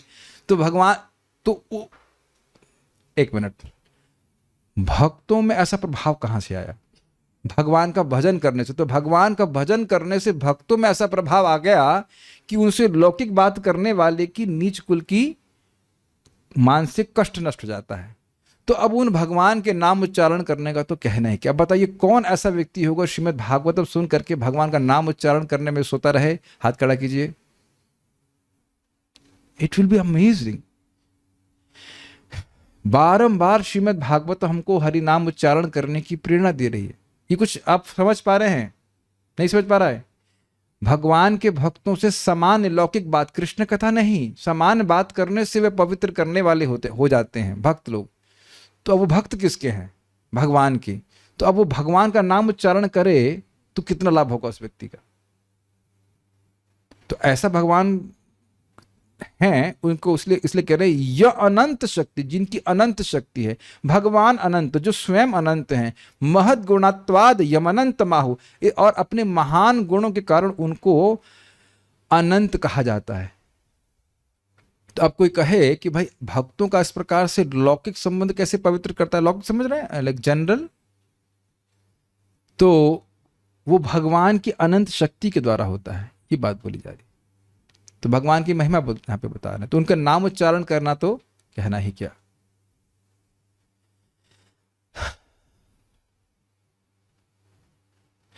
अब भगवान की इसी गुण को, भगवान अनंत हैं, इसको महान लोगों के आचरण के द्वारा सूचित कर रहे हैं। महान लोगों का आचरण बहुत बड़ा प्रमाण होता है। किनको अपने जीवन का लक्ष्य महान लोगों ने माना है, तो 3 श्लोकों में 3 लोगों के बारे में बताएंगे। पहला 20वें श्लोक में लक्ष्मी जी, दूसरे में ब्रह्मा जी शिव जी, और उसके बाद तीसरे में महान भक्त। एतावतालम ननु सूचितेना गुणैर साम्यानतिशायनस्य हित्वेतरान् प्रार्थयतो विभूतिर्यस्सांग्रिरेणुं जुषते न भिप्सुः। एतावत अलम, अलम मतलब पर्याप्त, और एतावत मतलब इतना, ननु सूचितेना निश्चित ही, ननु मतलब निश्चित ही इतना सूचित करना पर्याप्त है। क्या? गुणैर असाम्य अनअतिशायनस्य, भगवान के समान किसी का गुण नहीं है, और अनअतिशय उनसे अधिक तो है ही नहीं। हित्वा इतरान, इतरान मतलब अलग, भगवान से अलग जो हैं उनको छोड़कर, प्रार्थयत यद्यपि वह प्रार्थना करते हैं, किसको? विभूति अर्थात लक्ष्मी जी को। लक्ष्मी जी भगवान से अलग इतर जितने भी उनको छोड़ दे रही हैं, यद्यपि उनकी वो प्रार्थना करती हैं, यद्यपि उनकी वो प्रार्थना करते हैं।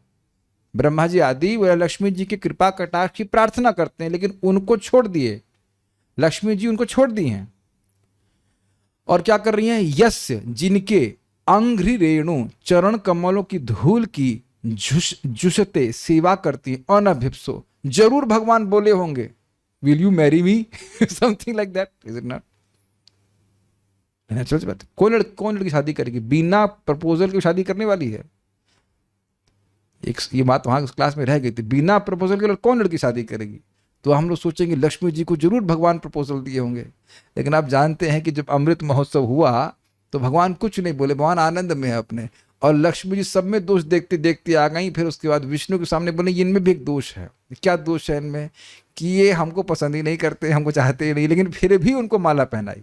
यहाँ लिखा है ना अनभिप्स, यद्यपि भगवान विष्णु उनकी इच्छा नहीं करते हैं, लेकिन फिर भी विष्णु के चरण कमलों की रज की सेवा श्री लक्ष्मी देवी करती है। तो इसे दिखाता है कि भगवान के दिव्य गुण हैं, तभी तो लक्ष्मी जी आकर्षित है, नहीं तो लक्ष्मी तो चंचला है, आज यहाँ कल वहाँ इत्यादि इत्यादि।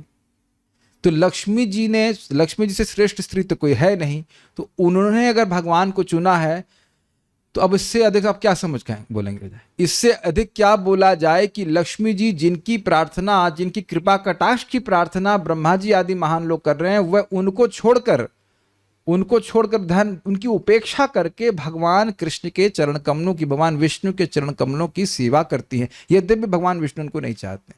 तो इससे भगवान विष्णु की महानता नहीं सूचित हो रही। Fine, next. और ब्रह्मा जी और शिव जी के बारे में क्या बोल रहे हैं?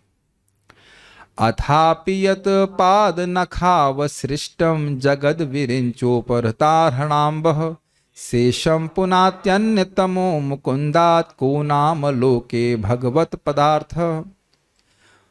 उसके बाद वो कह रहे हैं अथापि, कहाँ गया?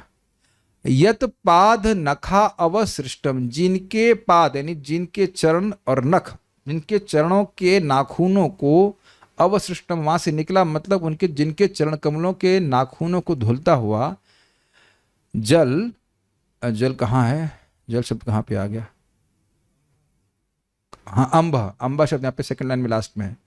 जगत विरिंचो अपहृत, उपहृत, यानी कि ब्रह्मा जी के द्वारा उस जल को, अम्भ अर्थात जल को इकट्ठा किया गया। और इसकी व्याख्या पहले की जा चुकी है कि चरण को जो जल धो देता है उसको अपवित्र मानते हैं सामान्यतः लोगों का, तो उसको कोई इस तरह ग्लास में इकट्ठा नहीं करेगा,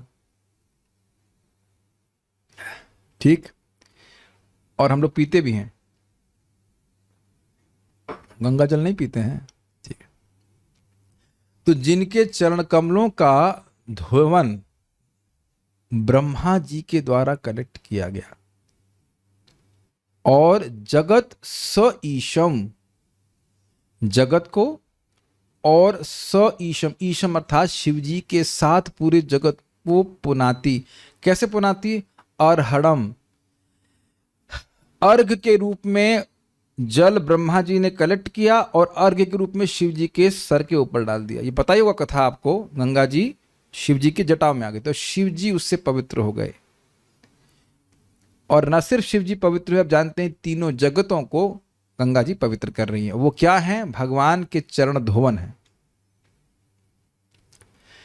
अन्य तमो मुकुंदात, शेषम पुनाती तो समझ पा रहे हैं सब लोग, पुनाती का मतलब पवित्र करती है। उसके बाद कह रहे हैं अन्य तमाम मुकुंदात, मुकुंद को छोड़कर, मुकुंद के अतिरिक्त, को नाम लोके भगवत प्लस पद प्लस अर्थ, भगवान के पद का अर्थ और कौन ले सकता है भगवान मुकुंद के अलावा।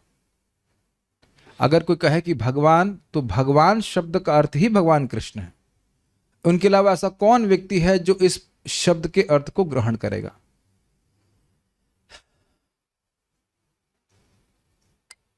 क्यों? जिनके चरण धोवन को ब्रह्मा जी इकट्ठा किए और वो चरण धोवन पूरे जगत को पवित्र करता है और शिव जी तक को पवित्र करता है। शिव मतलब ही कल्याण स्वरूप, शिव जी का, शिव मतलब समझते हैं, शिव मतलब ही कल्याण स्वरूप, और उनको भी पवित्र करता है। तो अब बताइए कि भगवान पद, भगवान शब्द का अर्थ और भगवान मुकुंद के अलावा और कौन होगा? कृष्ण के अलावा कौन होगा? फाइन, तो इससे भी भगवान की महानता सूचित हुई। फाइन, और ये सब क्यों बोला जा रहा है? ये अपना उत्साह बता रहे हैं कि ऐसे भगवान का यश मुझे बोलने का मौका दिया जा रहा है। अगर मान लो कोई कहे कि भाई ये सब तो हमको दिखते नहीं है, कुछ प्रैक्टिकल उदाहरण दीजिए, तो कह रहे हैं कि देखो उन भगवान की शरण लेकर के इस जगत में भी लोग कितने महान बन जाते हैं। यत्रानुरक्ताः सहसैव धीरा व्यपोह्य देहादिषु संघमूढ़म् व्रजन्ति तत्पारमहंस्यमन्त्यं यस्मिन् हिंसोपशमः स्वधर्मः। देखिए आप लोग मेरे क्या कहते हैं उसको, पेशेंस को क्या कहते हैं हिंदी में, धैर्य की परीक्षा मत लीजिए। हम संकल्प लेके नहीं आए कि हम डांटेंगे नहीं। ये बलराम हॉल नहीं है, दिस इज माई हॉल समझ रहे हैं, दिस इज गौशाला हॉल। और हम नाम ना भी जाने तो भी मोबाइल के बजाने वालों को हम बहुत डांट सकते हैं बिना नाम लिए। तो जो भी गेस्ट आ रहे हैं उनको फिर से आप लोग चेक कर लीजिए कि आपके मोबाइल सब साइलेंट मोड में है कि नहीं। It's just disturbs my flow, it's not easy to just keep, ऐसा नहीं कि मैं स्पीकर हूँ और बोलते जा रहे हैं ऐसे करके उससे विनोद की बात है। आज विष्णु नाम प्रभु कह रहे थे, धर्मात्मा प्रभु उनको कहे कि कोई स्पीकर नहीं है, कह रहे थे मैंने भी जोक मारा, हमने कहा प्रभु जी बोस की स्पीकर तो है फिर हमने कहा हाँ, फिर हम लोग दोनों हंस रहे थे। हमने कहा वो लाख रुपए का है लेकिन एक भी प्रवचन नहीं कर सकता, हम लोग फ्री के हैं लेकिन बोल सकते हैं। Is it not? कितना भी अच्छा स्पीकर हो, स्पीकर मतलब बोस का हो चाहे कोई भी कंपनी का, बोल थे ना पाएगा। हम से मजाक कर रहे थे। So but it disturbs the flow of the class, be conscious of this. Okay, हम कहाँ थे? तो तीसरा श्लोक ये है कि उनका आश्रय लेके व्यक्ति कैसे हो जाता है। यत्र अनुरक्ता, जिन भगवान में अनुरक्त होकर, सहसैव धीरा, आत्मसैमी पुरुष, धीर मतलब आत्मसैमी पुरुष, सहसैव एकदम अकस्मात, व्यपोह्य त्याग देते हैं। क्या त्याग देते हैं? देहादिषु संघम प्लस ऊढ़म, जो बहुत कड़ी पकड़ है सूक्ष्म और स्थूल शरीरों में, मन बुद्धि अहंकार में और इस शरीर में अत्यंत कड़ी पकड़ है, उसको व्यपोह त्याग देते हैं, एकदम तुरंत त्याग देते हैं। और हम कई बार देख चुके हैं, युधिष्ठिर महाराज, पांचों पांडव है कि नहीं? द्रौपदी माता भी, कुंती महारानी, इज इट नॉट?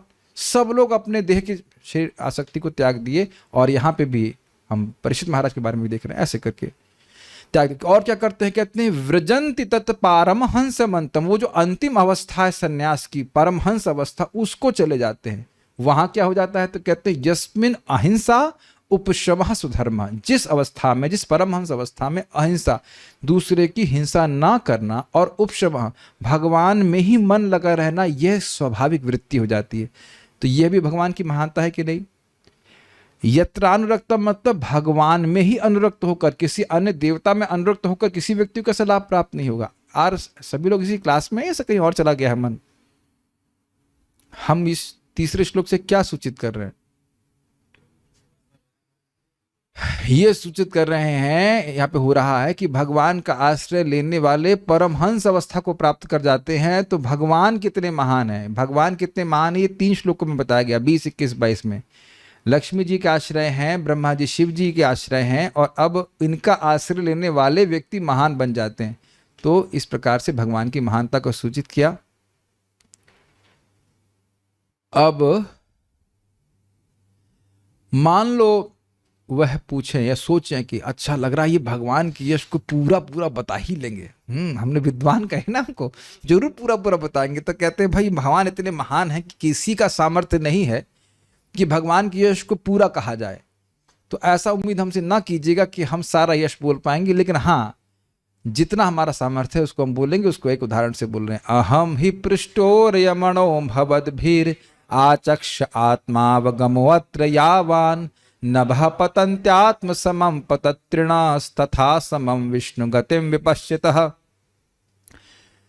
ओके, अहम ही पृष्ठ, एक मिनट, क्या बोले? अहम ही पृष्ठोर अर्यमः, हाँ, अर्यमः भवद्भिर, अहम ही पृष्ठ, आपके द्वारा मुझसे पूछा गया।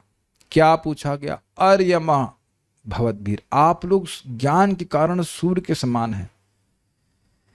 और आचक्ष, आपने कहा कि वर्णन कीजिए। आत्म अवगम अत्र यावान, इस संबंध में जितना मुझको समझ में आता है, जितना मुझे पता है, उतना मैं वर्णन करूंगा। क्यों भाई? तो कह रहे नभ पतंति आत्म समम पतत्रिणः, पतत्रिणः मतलब पक्षी। तो जितने आत्म समम, जितनी उनकी क्षमता होती है, उतना हर पक्षी आकाश में उड़ता है। तथा उसी प्रकार समम विष्णु गतिम विपश्चित, जितना भगवान विष्णु के बारे में व्यक्ति जानता है, विद्वान लोग उतना ही वर्णन करते हैं, तो उतना ही उसके अनुसार मैं वर्णन करूंगा। समझ में आ रहा है श्लोक? आपने जो भी भगवान के बारे में पूछा, अब ऐसा मत सोचिए कि हम पूरा बता पाएंगे। जितना मुझको समझ में आ रहा है उतना बताएंगे, और अन्य लोग भी ऐसा ही करते हैं। अब हमें दोष न देखिएगा कि ये तो कम बता रहा है, नहीं, अन्य लोग भी भगवान को पूरा नहीं जानते हैं, जितना वो जानते हैं उतना वो वर्णन करते हैं। अब ये बोल करके वह कथा शुरू कर रहे हैं। एकदा धनुरुद्यम्या विचरन् मृगयां वने मृगानुगतः श्रांता क्षुदितस्तृषितो भृशम्। एकदा मतलब एक दिन, धनुरुद्यम्य विचरन्, धनुरुद्यम, उद्यम को क्या था? उठा करके ना, हाँ, धनुरुद्यम का मतलब है धनुष को बड़ी दृढ़ता से उठा करके, मृगयाम वने विचरन, वन में आखेट करने के लिए परीक्षित महाराज विचरण कर रहे थे। मृगान अनुगतः श्रांता, मृगों के पीछे चलते चलते मतलब दौड़ते जो भी करते हो, मतलब पीछा करते हुए, श्रांतः थक गए थे, क्षुधितः भूखे थे, तृषितः प्यासे थे, और भृशम मतलब अत्यधिक भूखे प्यासे और थक गए थे। जलाशयम अचक्षाणः, जल के आश्रय सरोवर को न देखने के कारण, प्रविवेश तमाश्रमम, उस आश्रम, उनके आश्रम में वह प्रवेश किए, यानी कि शमिक ऋषि के। ददर्श मुनि आसीनम, और मुनि को बैठा हुआ देखा। किस रूप में? क्या मुनि यूट्यूब देख रहे थे? नहीं नहीं, ठीक है, then he won't be a muni. शांतम मिलित लोचनम, वह शांत थे और आंखें बंद थी, ऐसे देख रहे थे। आया है ना? नहीं, वह समाधि में स्थित थे, ठीक है। ओ आगे वाला श्लोक रह गया। जलाशयम अचक्षाणा प्रविवेश तमाश्रमम ददर्श मुनिमासीनम शांतम मिलितलोचनम। तो क्या वह नाटक कर रहे थे? जी नाटक नहीं कर रहे थे, वो समाधि में स्थित थे। प्रतिरुद्धेन्द्रिया प्राणा मनोबुद्धि मुपारतम स्थानत्रयात् परम प्राप्तम ब्रह्मभूतम अविक्रियम। प्रतिरुद्ध इंद्रिय प्राण, उन्होंने अपनी इंद्रिय और प्राण और मन और बुद्धि सबको खींच लिया था। और उपारतम, वह जगत की बाह्य वृत्तियों से उपरत हो गए थे, उनकी सब कुछ निष्क्रिय जैसे हो गया था। स्थानत्रयात् परम प्राप्तम, 3 स्थान अर्थात 3 अवस्थाओं से याद हुआ, सुषुप्ति, जागृति और स्वप्नावस्था, इनसे पर, उनसे जो तुरीयावस्था होती उसको प्राप्त थे। ब्रह्मभूत अवस्था थी, न शोचती न कांक्षती इत्यादि। अविक्रियम, उन बाह्य कोई क्रिया वह प्रस्तुत नहीं कर रहे थे। ठीक है, इजी है। बाहर से कैसे लग रहे थे? विप्रकीर्णा जटा छन्नम रौरवेणा जिनेन च विशुष्य तालुरुदकम तथा भूतम याचता। विप्रकीर्ण का अर्थ क्या लिया गया है? विप्रकीर्णम जटाच्छन्नम, जट तो समझते हैं जटा, और आच्छन्न वो ढक कवर कर रही थी और फैली हुई थी। देखिए जटाएं भी हमने मंदिर में देखा, कभी कभी लोग आ जाते हैं, ऐसे लगता है ये शमिक ऋषि के परंपरा में वो उनकी कुछ लोगों की जटा बंधी रहती है, आपने देखा है जटा लेकिन बंधी रहती है, और कुछ की जटा जो है फैली रहती है। तो वो समझ गए आप लोग, जटा फैली हुई थी उनकी, मतलब ध्यान नहीं दे रहे थे बालों पे। और रौरवेणा अजिनेना, हिरण की खाल के ऊपर वह बैठे हुए थे। उसके बैठते ही इस पे उसमें कीड़े नहीं आते हैं जी। अब ढका हुआ बोल रहे थे क्या? ओ हाँ ठीक है, क्षमा कीजिएगा, वह ढका हुआ था। हमने बैठा हुआ की व्याख्या कर दी, ठीक है, बैठे नहीं थे, वो उसको ढके हुए थे, उनके शरीर पे मृग चर्म से ढके हुए थे। ठीक है। विशुष्य तालुरुदकम, विशेषण शुष्य, उनका तालु मतलब ऊपर उनका अंदर वाला भाग जो मुंह का होता है, वो विशेष रूप से सूख रहा था। किसका? परीक्षित महाराज का। इसलिए उदकम तथा भूतम अयाचत।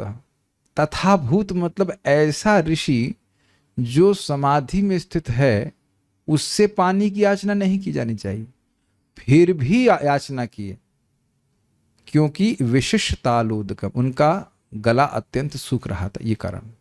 ठीक है। तो ऋषि ने कहा अभी मैं थम्सअप लेके आता हूं। ऋषि भी चुप रहे, ऋषि कुछ बोले नहीं। तो वह गुस्सा हो गए। क्या था? अलब्ध तृण भूम्यादिर असाम प्राप्तार्घ्य सूनृतः अवज्ञातम इव आत्मानं मन्यमानश्चुकोपः। अलब्ध तृण, घास भी नहीं मिली। घास नहीं मिली मतलब घास का जो आसन है वह नहीं मिलेगा। घास का कोई मतलब नहीं, तृण मतलब तृण का आसन भी प्राप्त नहीं हुआ। भूम्य आदि, और बैठने का स्थान भी नहीं दिया। असंप्राप्त अर्घ्य सूनृत, अर्घ्य मतलब जल, और सूनृत मतलब बहुत अच्छे वचन, यह भी नहीं प्राप्त किए। अवज्ञातम इव आत्मानम, वो यही माने कि मेरी अवज्ञा हुई, मेरी उपेक्षा हुई। मन्यमानः चुप, ऐसा मान करके क्रोधित हुए। और ह से क्या गीत हो रहा है? आश्चर्य। महाभागवत हैं, उनमें ऐसा कोई क्रोध आना नहीं है, फिर भी आ गया, इसलिए हा बोल रहे हैं।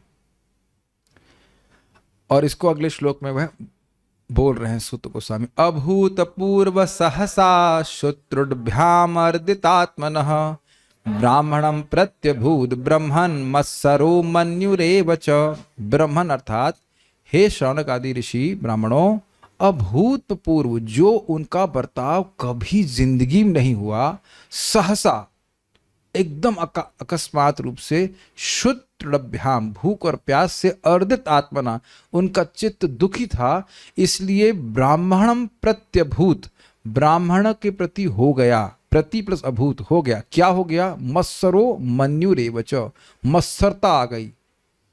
मत्सरता का मतलब क्या है? ब्राह्मण अपने को इतना माड़ा मान रहा है, इतनी समाधि में स्थित हो गया, ये हो गया, ऐसे करके भावना आ गई। और मन्यु मतलब क्रोधित हो गए। यह असंभव था परीक्षित महाराज के लिए, कभी जीवन में नहीं हुआ। तो आप समझ रहे हैं भगवान की व्यवस्था से ऐसा हुआ।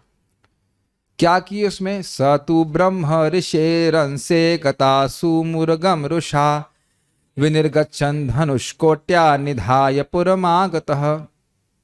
स तु ब्रह्म ऋषि, ओ ब्रह्म ऋषि के अंसे, कंधे पे, गतासु जिसका प्राण निकल गया है, उर्गम अर्थात सर्प को, रुषा क्रोध में, विनिर्गच्छा धनुष कोट्या क्रोध में आकर के परीक्षित महाराज ने सांप को उस ब्रह्म ऋषि के कंध पे डाल करके, वह भी कैसे, अपने धनुष के आगे के भाग से, धनुष कोट्या मतलब धनुष के आगे के भाग से सर्प को पकड़ा और डाल दिया। अब ये आश्चर्य की बात है कि उस आश्रम में नहीं पड़ा होगा, पता नहीं कहाँ पड़ा होगा, ये भी कहाँ से आया, सोचने वाली बात है। मरा हुआ सर्प उसकी कुटिया में कैसे आया, ये इस पर भी एक इन्वेस्टिगेशन डालना पड़ेगा कि कैसे हुआ। इट इज़ क्वाइट पॉसिबल कि भगवान ही फेंक के आए हो पता नहीं कहाँ से आया, ये ड्रामे में तो हमने विचार नहीं किया। करके निधाय पुरमागत, वह अपने घर को लौटाए। एषा किम, उसके बाद वे अब विमर्शन कर रहे हैं, गलती तो कर दी परीक्षित महाराज, लेकिन अब वो सोच रहे हैं उसके बारे में। एषा किम निभृता शेष कर्णोन्मीलिते क्षणः मृषास्य मादिराहोत्स्वित किम नु स्यात् छत्र बंधुभिः। एषा किम निभृता शेष कर्ण, निभृत अशेष कर्ण, कर्ण का मतलब था इंद्रियां, कि क्या ऐसा तो नहीं था कि ऋषि की सारी इंद्रियां प्रत्यहृत थी, मतलब अंदर की ओर मुड़ी हुई थी, समाधि में वाकई तो नहीं थे, ये परीक्षित महाराज सोचने लगे। और मिलित इक्षण, इसी कारण से उनकी आंखें बंद थी। मृषा समाधि राहोस्वित, या फिर कहीं वो झूठी समाधि तो नहीं लगाते, मृषा मतलब झूठी होता है। किम नु स्यात् छत्र बंधुभिः, यह सोचते हुए कि अब ऐसे छोटे मोटे क्षत्रिय तो आते जाते रहते हैं, उनके लिए क्या डिस्टर्ब होना, तो ऐसा तो नहीं था कि वो झूठ मूठ में समाधि कर रहे थे, समाधि का नाटक कर रहे थे। यह है परीक्षित महाराज सोचने लगे। लेकिन सीन चेंज होता है। इतने में ही इनकी बात शमिक ऋषि के बेटे को मालूम चली और उसने भी कुछ किया। तस्य पुत्रोति तेजस्वी विहरन बालकोर्भकै राज्ञाघं प्रापितं तातं श्रुत्वा तत्रेदम अब्रवीत। तस्य पुत्र, उस ऋषि शमिक ऋषि का पुत्र अति तेजस्वी, बहुत तेजस्वी था। विहरन बालको अर्भकै, लेकिन छोटे बालकों के संग वह घूम रहा था। तेजस्वी बहुत था, ब्रह्मचारी था, लेकिन अविवेकी था, इसीलिए कह रहे अर्भकै, बालको अर्भ, बहुत छोटा था। इसके द्वारा सुना गया, क्या सुना गया, राज्ञा अघम प्रापितम तातम, तात मतलब बेटा, तात मतलब पिता, उनके पिता को अघ अर्थात दुख दिया गया है राजा के द्वारा। श्रुत्वा, यह सुनकर तत्र इदम अब्रवीत, वहीं से, ज्यादा इन्वेस्टिगेशन नहीं किया, पापा से पूछा भी नहीं, वहीं से वो बोलना शुरू कर दिया। क्या बोला, अहो अधर्मः पालानां पीवनां हलिभुजामिव स्वामिन्यघं यद दासानां द्वारपानं शुनामिव। अत्यंत अहंकार से वो बोलने लगा। आप लोग शायद नहीं ध्यान दिए, हम लोग भी ध्यान नहीं दिए कि देखिए मद के कारण तप नष्ट होता है, अहंकार के कारण, और वही कली का प्रवेश हो जाता है। तो यह किस प्रकार से कली उससे प्रभावित हो रहा है, ये हम देख रहे हैं। अपने अहंकार के कारण उसका जो तप है वो नष्ट हो रहा है। क्या बोला उन्होंने, विचार करते हैं। अहो, देखो, अधर्म पाला नाम, इन शासकों का अधर्म तो देखो, क्या धर्म कर दिया भाई। पीव नाम बलि भुजाम इव, कौवों की तरह है। स्वामिन्य अघम यत दासानाम द्वारपानम शुनामिव, कुत्ते की तरह है और कौवों की तरह वे अपने स्वामियों को ही द्रोह करते हैं। कुत्ते को कौवे को कुछ भी दिया जाए वो आकर के स्वामी को ही चोंच मारता है, ये स्वभाव होता है। और कुत्ता कई बार द्वार पे रहता है, लेकिन कभी कभार खुला रह जाता है तो अंदर स्वामी की वस्तुओं को झूठा कर देता है। तो इस प्रकार से वह उनकी तुलना कर रहे हैं कुत्ते और कौवों से। कहते हैं फिर, ब्राह्मणे छत्र बंधुर्हि गृहपालो निरूपितः स कथम तद्गृहे द्वास्थ स भांडम भोक्तुमर्हति। मानो कोई कहे कि भाई वह तो आपके पिताजी के घर में आके पान ही मांगे ना, बड़ा कार्य तो नहीं किए, वो अपराध तो नहीं, इसमें अपराध क्या हो गया? तो कहते नहीं, ब्राह्मण है क्षत्र बंधुर ही गृहपालो निरूपित, ब्राह्मणों के द्वारा ही, इसमें कोई संशय नहीं है, ब्राह्मणों के द्वारा ही निकृष्ट क्षत्रियों को गृहपाल, गृहपाल का मतलब होता है घर को पालने वाला, लेकिन ये अर्थ नहीं है। गृहपाल का मतलब होता है कुत्ता, कुत्ते के रूप में निरूपित किया गया है। बहुत कठोर शब्द बोल रहा है। स कथम तदगृहे, किस प्रकार वह उसके घर में, स्वामी के घर में द्वास्था, द्वार पे स्थित द्वारपाल होकर के किस प्रकार से घुस करके सब भांडम भोक्तुम अर्हति, उनके जो भांड हैं जिसमें खाने की वस्तुएं रखी उसको भोगने के योग्य बन जाएगा, बताइए। तो अत्यंत निकृष्ट रूप से वह निकृष्टता के स्तर पर लेके आ रहा है परीक्षित महाराज को, बहुत ज्यादा अहंकार। अब वो स्वयं भगवान बनने का प्रयास कर रहे हैं, अच्छा प्रयास है लेकिन होगा नहीं सफल। कृष्णे गते भगवती शास्त्रीयुत पथगामी नाम तद भिन्न सेतु नद्याहम शासमी पश्यते मवलम। कृष्णे गति भगवती, भगवान श्री कृष्ण के चले जाने पर कैसे भगवान शास्त्री उत्पतगामी नाम, जो मर्यादा का उल्लंघन करते थे उनका शासन कृष्ण करने वाले थे, तो भगवान कृष्ण चले गए हैं। तद भिन्न सेतुन, उनसे भिन्न, उन भगवान श्री कृष्ण से भिन्न जो ये राजा है जो मर्यादा को भंग करने वाले हैं, उनको अद्य, आज अहम शासमी, मैं शासन करूंगा। आप कैसे कर पाएंगे? देखो, पश्यता में बलम, मेरे बल को देखो।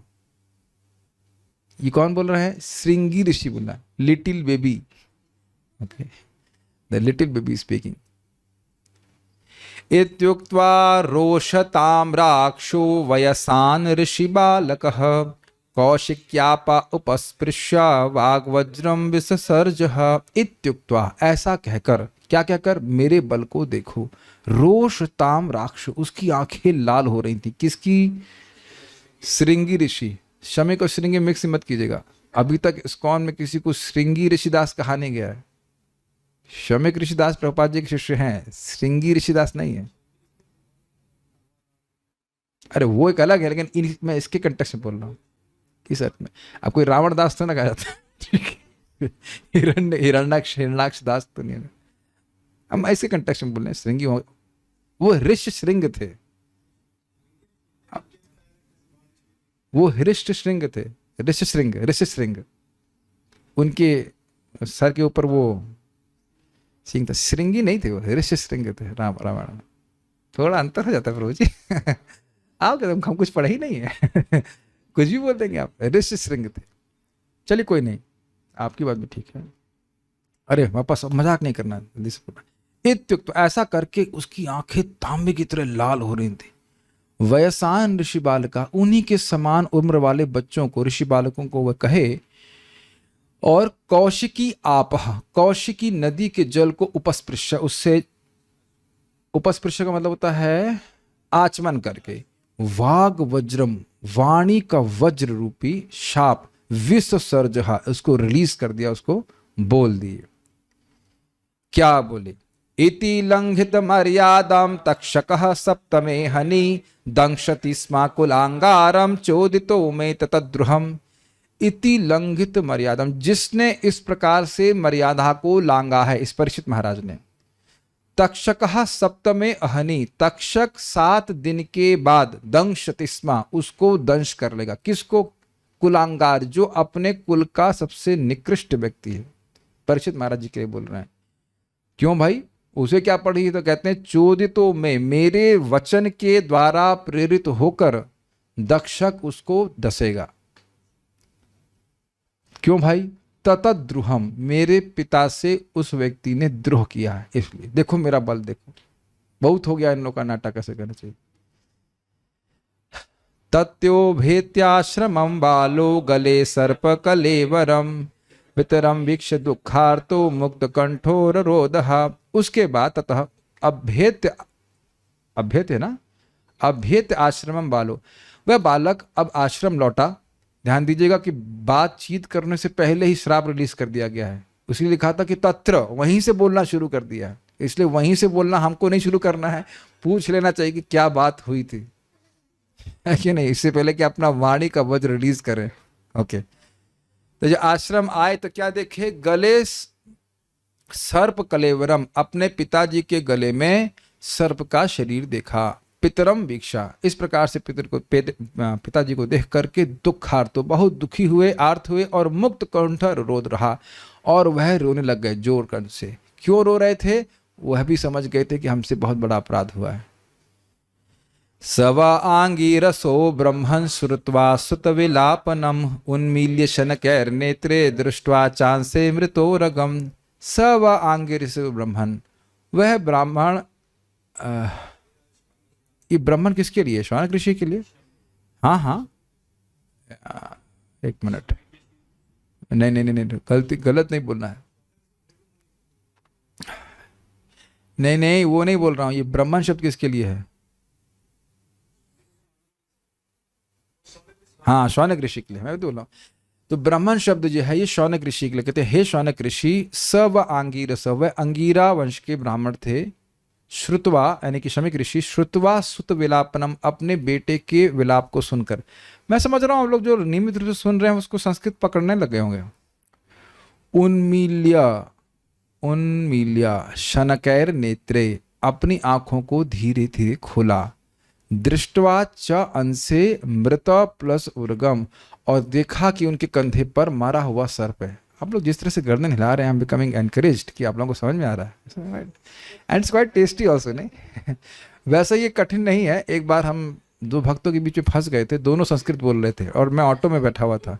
संस्कृत विद्यापीठ कुछ है दिल्ली में, तो इधर भी संस्कृत बोल रहे थे, वासुदेव वासु घोष प्रभु, उधर से वो भी बोल रहे थे। तो आफ्टर 10 मिनट्स में समझ में आने लग गया था। भाषा का ये एक अद्भुत है कि आप सुनते सुनते उसको कैच करने लगे। अभी गुजराती या बंगाली, अब वैसे बंगाली भी हम कुछ कुछ समझ लेते हैं, तो क्या सुनते सुनते पिकअप हो जाती, और नहीं सुनने से थोड़ा कठिनाई होती। ओके, क्या किया? जरूर गुस्सा हुए होंगे? नहीं। विसृज्यतम च पप्रच्छ वत्स कस्माधिरोदिषि केनवाते प्रकृतम इत्युक्तः स न्यवेदयत्। विसृज्यतम, तम मतलब उस सांप को फेंक करके, और च पप्रच्छ, और पूछा, वत्स कस्माधिरोषसि, हे वत्स तुम क्यों रो रहे हो? अर्थात आपने नोटिस किया उधर वो देखे नहीं कि कुछ हुआ है, वो रजिस्टर ही नहीं कि कुछ हुआ है। अच्छा किसी पे, ठीक है, कितना अमेजिंग है ना, जैसे धूल झाड़ देते हैं, ठीक ऐसे करके सर फेंक दिया। वो पूछे भी नहीं कि ये किसने पूछा है। देखिए कितनी अच्छी बात है, पूछे भी नहीं कि सर्प किसने पूछा है, फेंका है। वो पूछे तुम क्यों रो रहे हो? समझ आया? सर फेंक दिया, तुम क्यों रो रहे हो? क्या बात है बेटा, क्यों बत रो रहे हो? केनेवा ते अपकृतम, क्या तुम्हारा किसी ने अपकार किया है? इति उक्ता, ऐसा जब ऋषि ने कहा तो सन्यवेदयत, उस ब्राह्मण बालक ने सारी बात बताई। निशम्य शप्तम तदहरम नरेन्द्रम स ब्राह्मणो नात्मजमभ्यनंदत। अहो बतांहो महदद्यते कृतम अल्पीयसी द्रोह उरुद्दमो धृतः। निशम्य शप्तम, इस शाप को सुनकर, अतदर्हम नरेंद्रम, जो राजा, जिसको राजा प्राप्त करने के कदापि योग्य नहीं थे, स ब्राह्मण, वह ब्राह्मण शमिक ऋषि, न प्लस आत्मजम अभ्यनंदत, अपने आत्मज, अपने बेटे का अभिनंदन नहीं किए। बहुत खराब बोले, डांट लगाएंगे इसको भी। अहो बता, अहो, ओ हो महदद्य, तुमने बहुत बड़ा पाप कर दिया है। ते कृतम, तुम्हारे द्वारा ही बहुत बड़ा पाप हो गया। अहो प्लस बता प्लस अंहो, अंहो को मतलब होता है पाप। और कौन सा? महद, कब? अद्य, आज।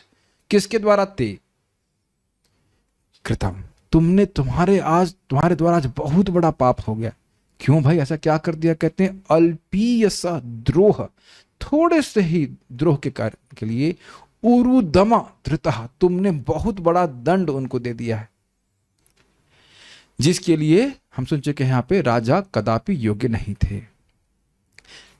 अब बता रहे हैं सिद्धांत कि राजा को तो कभी शाप नहीं देना चाहिए। ठीक है,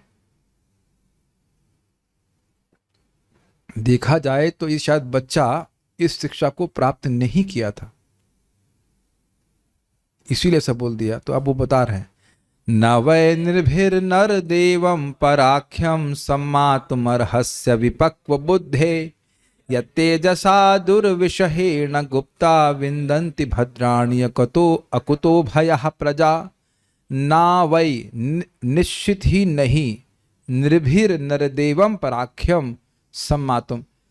जो सामान्य व्यक्ति है वह कभी भी राजा जो भगवान विष्णु का प्रतिनिधि है उससे उसकी तुलना नहीं की जा सकती। राजा की तुलना कभी भी सामान्य व्यक्ति से नहीं की जा सकती है। सम्मातुम अर्हसि, योग्य, राजा इस योग्य नहीं है कि उसकी तुलना किसी समान व्यक्ति से की जाए। अविपक्व बुद्धि, तो तुमने किया है, यह तुम्हारी अपरिपक्व बुद्धि है। तो ऐसा क्यों कह रहे हैं, राजा क्यों उसमें विशेष है इतना? तो कह रहे हैं यत तेजसा, राजा के तेज के कारण। कैसा तेज? दुर्विषहीणा, जिसको सहना अत्यंत कठिन है। गुप्ता, रक्षित होते हैं। प्रजा गुप्ता कह लीजिए, प्रजा रक्षित होती है। विंदंति भद्राणी, सारे भद्रों को, मंगलमयता को प्राप्त होती है। अकुत भया विंदंती, अर्थात किसी से भी भय नहीं प्राप्त होता है प्रजा को, किसी से भी भय नहीं होता है प्रजा को, और सारे कल्याण करने में समर्थ हो पाते हैं। धर्म आदि को वह संपादित कर पाते हैं किसी भी राजा के प्रभाव से। यानी राजा को कभी भी शापित नहीं करना चाहिए, उसको आप समान व्यक्ति की तरह आप नहीं ट्रीट कर सकते हो। समझ में आ रहा है? ठीक है। अब अगर मान लो राजा चला गया तो क्या हो जाएगा जरा बताइए। तो उसको वर्णन कर रहे हैं। अलक्ष्यमाणे नरदेव नाम्नी रथांग पाणा वयमंगलोकः तदा ही चौरा प्रचुरो विनंक्षति अरक्ष्यमाणो विवरूथवत् क्षणात्। अलक्ष्यमाणे नरदेव नाम्नी, नरदेव के नाम से मतलब भगवान के जो मनुष्यों में देवता के समान है। अलक्ष्यमाणे, जब वो नहीं दिखते हैं। रथांग पाणा व अयमंग, रथांग पाणा पाणव अयमंगलोका, इसका अर्थ क्या है? अंग को, अंग का अर्थ है अपने बेटे को सूचित कर रहे हैं कि बेटा जब राजा नहीं दिखाई पड़ता है तो जो भगवान के रथांग पाणव का अर्थ है भगवान के प्रतिनिधि राजा के नहीं दिखने पर लोकः, अंग मतलब बेटा, बेटा इस लोक में जब राजा जो भगवान के प्रतिनिधि हैं वो नहीं दिखते हैं, अर्थात वो नहीं होते हैं, तदा ही, तब निश्चित ही चौर प्रचुर, चोरों की प्रचुरता बढ़ जाती है। और वो क्या करते हैं? वो लोग हरे कृष्ण जपते हैं नहीं, हरे कृष्ण नहीं जपते हैं। विनंक्षति, वे विनाश करते हैं। किसका? अरक्षमाणा अविवरूथवत्, जैसे मेमने होते हैं उनकी रक्षा ना हो तो उसको भेड़िए खा जाते हैं, उसी प्रकार से अरक्षमाण, राजा के द्वारा अरक्षित प्रजा कैसी हो जाती है? मेमनों की तरह, और उनको ये चोर खूब परेशान करते हैं, ये बोल रहे हैं। तो बहुत बड़ा तुमसे अपराध हुआ है। तदद्य नः पापमुपैति तदद्य नः पापमुपैति नन् वयं यन्नष्टनाथस्य वसोर्विलुम्पकात् परस्परं घ्नन्ति शपन्ति वृञ्जते पशून् स्त्रियोर्थान् पुरुदस्य वो जनः। तद अद्य नः पापम, हमसे ये बहुत बड़ा पाप हुआ है, हमसे पाप हुआ है। मान लो श्रृंगी ऋषि कहने पे हमने किसकी चोरी कर ली, हम कौन सा मेमना पकड़ के लाए अगर कहा जाए, हम तो कुछ नहीं किए। कहते हैं पापम उपैति, हम पर बहुत बड़ा पाप आ गया। अनन्वयम, यद्यपि हमारा सीधा संबंध नहीं है, हम कुछ गड़बड़ नहीं कर रहे हैं। क्यों? यह नष्ट नाथ से, क्योंकि नष्ट नाथ हो गए, उनके राजा को नष्ट करने में हम, अब हमारे वजह से, हमारे तुम्हारे शाप से बना ना, तो पूरा ब्राह्मण समाज इस पाप को से उपराप्त हो गया है। क्यों भाई? वसोर विलुम्पकात, धन वसो मतलब धन, धन चोरी किया जाएगा। परस्पर घनंती, अब ऐसा भी नहीं कि चोरी करके कहेंगे ईमानदारी से बांटो, वह आपस में झगड़ा करेंगे, है ना चोर लोग। शपंती, शाप आप जो भी कुछ देंगे। वृंजते, और छीन लेंगे, किन को? पशुओं, पशु मतलब पशुओं को, स्त्रियों को, धन को। पुरुदस्य वो जना, तो जो बहुत ज़्यादा तो दस्यु प्रकृति के लोग हैं, बहुत सारे दस्यु बन जाएंगे डकैत, तो वह सब लोगों के धन को, स्त्रियों को, पशुओं को छीनेंगे। इस प्रकार से अधर्म व्याप्त होगा। तो अधर्म का सीधा संबंध, अधर्म कि प्रवर्तन का सीधा संबंध हमसे ना होने के बावजूद हमको इसे कहा जाए फ्री फंड में पाप लग गया है। हम लोग पाप नहीं करेंगे, लेकिन उस पाप के निमित्त हम बन रहे हैं क्योंकि राजा को हमने नष्ट किया, इसलिए पाप लग जाएगा। बहुत बड़ा पाप तुमसे हो गया, फाइन। और क्या हो जाएगा तो कह रहे हैं, अब ये सब डिस्टर्ब होगा तो क्या होगा, तो कहते हैं तद आर्य धर्म प्रबलीयते निर्णाम वर्णाश्रमाचारयुतस्त्रयीमयः ततोऽर्थ कामाभिनिवेशितात्मनाम शूनाम कपीनाम इव वर्ण संकरः। तदा आर्य धर्म, जो सदाचार है आर्यों का, प्रविलीयते निर्णाम, इंसानों में वह नष्ट हो जाएगा। कैसा? वर्णाश्रम आचरित त्रयीमया, वेदों के द्वारा, 3 वेदों के द्वारा जो वर्ण आश्रम के आचार इत्यादि हैं वह सब जो दिए जाते हैं वो सब नष्ट हो जाएंगे। और क्या होगा? तत अर्थ कामाभिविनेशितात्मनाम, वो इंसानों के बहुतायात हो जाएगी जो केवल धन कमाने में लगे हैं और भोग प्राप्ति में लगे हैं। कुछ एग्जाम्पल दीजिए। तो कहते हैं शुनाम अर्थात कुत्ते की तरह, और कपि नाम अर्थात बंदर की तरह। आप कहेंगे भाई बंदर पैसा तो नहीं कमाता है, लेकिन कहने का अर्थ है अत्यंत कामी होते हैं, उसकी व्याख्या वहां पे की गई थी। क्यों ऐसा? वर्ण संकर, उस वर्ण संकर निकलेंगे और कुत्ते बिल्ली की तरह वो जीवन बिताएंगे, धर्म नष्ट हो जाएगा। तो ये सब किसके बारे में बोल रहे थे? समान राजा इतना महत्वपूर्ण होता है और इसलिए वह शाप देने के योग, शाप प्राप्त करने के योग कभी नहीं होता। अब उसको कह रहे हैं कैमुत्य समझ लीजिए। फिर अब इन परीक्षित महाराज को आप शाप दिए हैं, ये समान राजा कभी शाप देने के योग्य नहीं है। परीक्षित महाराज को शाप दी, कितना बड़ा पाप किया है। तो उस पर श्लोक बोल रहे हैं कि हम बहुत स्पीड में जा रहे हैं, ठीक है, नहीं भी बोलेंगे, हाँ भी बोलेंगे, हम स्पीड कम करने वाले नहीं है। धर्मपालो नरपति सतु, धर्मपालो नरपति सतु सम्राट बृहच्छ्रवः साक्षान् महाभागवतो राजर्षि हयमेदयात् शुत्रुश्रमयुतो दीनो नैवास्म छापमर्हति।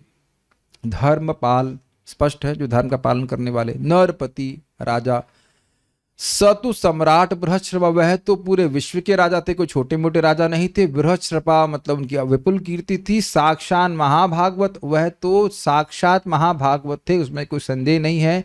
राजर्षि, राजर्षि मतलब राजा होते हुए भी ऋषि के समान विश्व में आनासक्त थे। और हयमेधयाट, और अश्वमेध यज्ञ करने वाले थे। इतने महान व्यक्ति, ऐसा महान व्यक्ति महाराज परीक्षित जब त्रुट श्रम युतो, भूख और प्यास से थका हुआ हो, दीन अवस्था में हो, तो नैवास्मत शापम अर्हति, वह तो कभी भी हमारे द्वारा शाप के योग्य नहीं है। तुमने बहुत बड़ा अपराध कर दिया, ये बात समझा रहे हैं।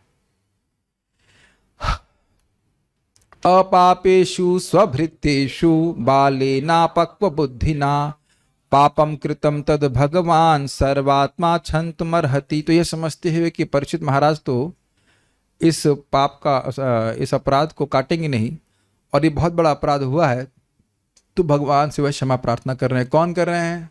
शमिक ऋषि कर रहे हैं। अपापेषु स्वभृत्येषु, जिसका कोई पाप नहीं है और जो अपना सेवक है। यही तुम बोले थे ना कि ब्राह्मणों ने क्षत्रियों को नियोजित किया तो उनके व्रत हुए कि नहीं। तो जिसका कोई पाप नहीं है और जो आपका ही सेवक है, बालेन अपक्व बुद्धिना, उसको एक बालक के द्वारा जिसकी अपरिपक्व बुद्धि है, पाप कृतम, जो पाप हो गया है उसके प्रति, उसको शाप अपराध दिया गया है, तद भगवान, उसको भगवान, कैसे भगवान? सर्वात्मा, जो सभी के हृदय में रहने वाले हैं, उसको छंतुम अर्हति, यह पाप भगवान के द्वारा क्षमा किए जाने के लिए योग्य है। महाप्रभुपाद व्याख्या भी कहते वैष्णव अपराध इतना महान होता है कि क्षमा नहीं होता है, लेकिन क्योंकि बच्चे के द्वारा हुआ है और यद्यपि अपराध बहुत बड़ा है तो भगवान ही इसको निरस्त कर सकते हैं, क्योंकि परीक्षित महाराज इसका प्रतिकार नहीं करने वाले। एक प्रश्न उठाया जा सकता है कि परीक्षित महाराज समर्थ व्यक्ति हैं और वह उस श्राप को निरस्त कर सकते थे, तो क्यों नहीं किया? तो अब भक्तों के इस टॉलरेंट को क्या बोलेंगे, तितिक्षु स्वभाव की व्याख्या करते हुए सूत गोस्वामी जी बोल रहे हैं,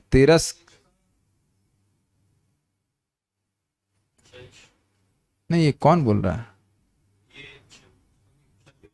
शमिक ऋषि बोल रहे हैं, सॉरी, शमिक ऋषि बोल रहे हैं कि देखिए भगवान, मतलब वो बोल रहे हैं कि भक्तों का स्वभाव इस प्रकार का होता है कि वह प्रतिकार नहीं करते, तो भगवान ही इसको माफ करें। ठीक है, ये बोल रहे हैं, सूत गोस्वामी नहीं बोल रहे हैं। तिरस्कृता विप्रलब्धा शप्ता क्षिप्ता हतापि नास्य तत्प्रतिकुर्वन्ति तद्भक्ता प्रभवोपि ही। तिरस्कृत मतलब उपेक्षित होने पर, विप्रलब्धा मतलब धोखा दिए जाने पर, शप्ता मतलब शाप दिए जाने पर, क्षिप्ता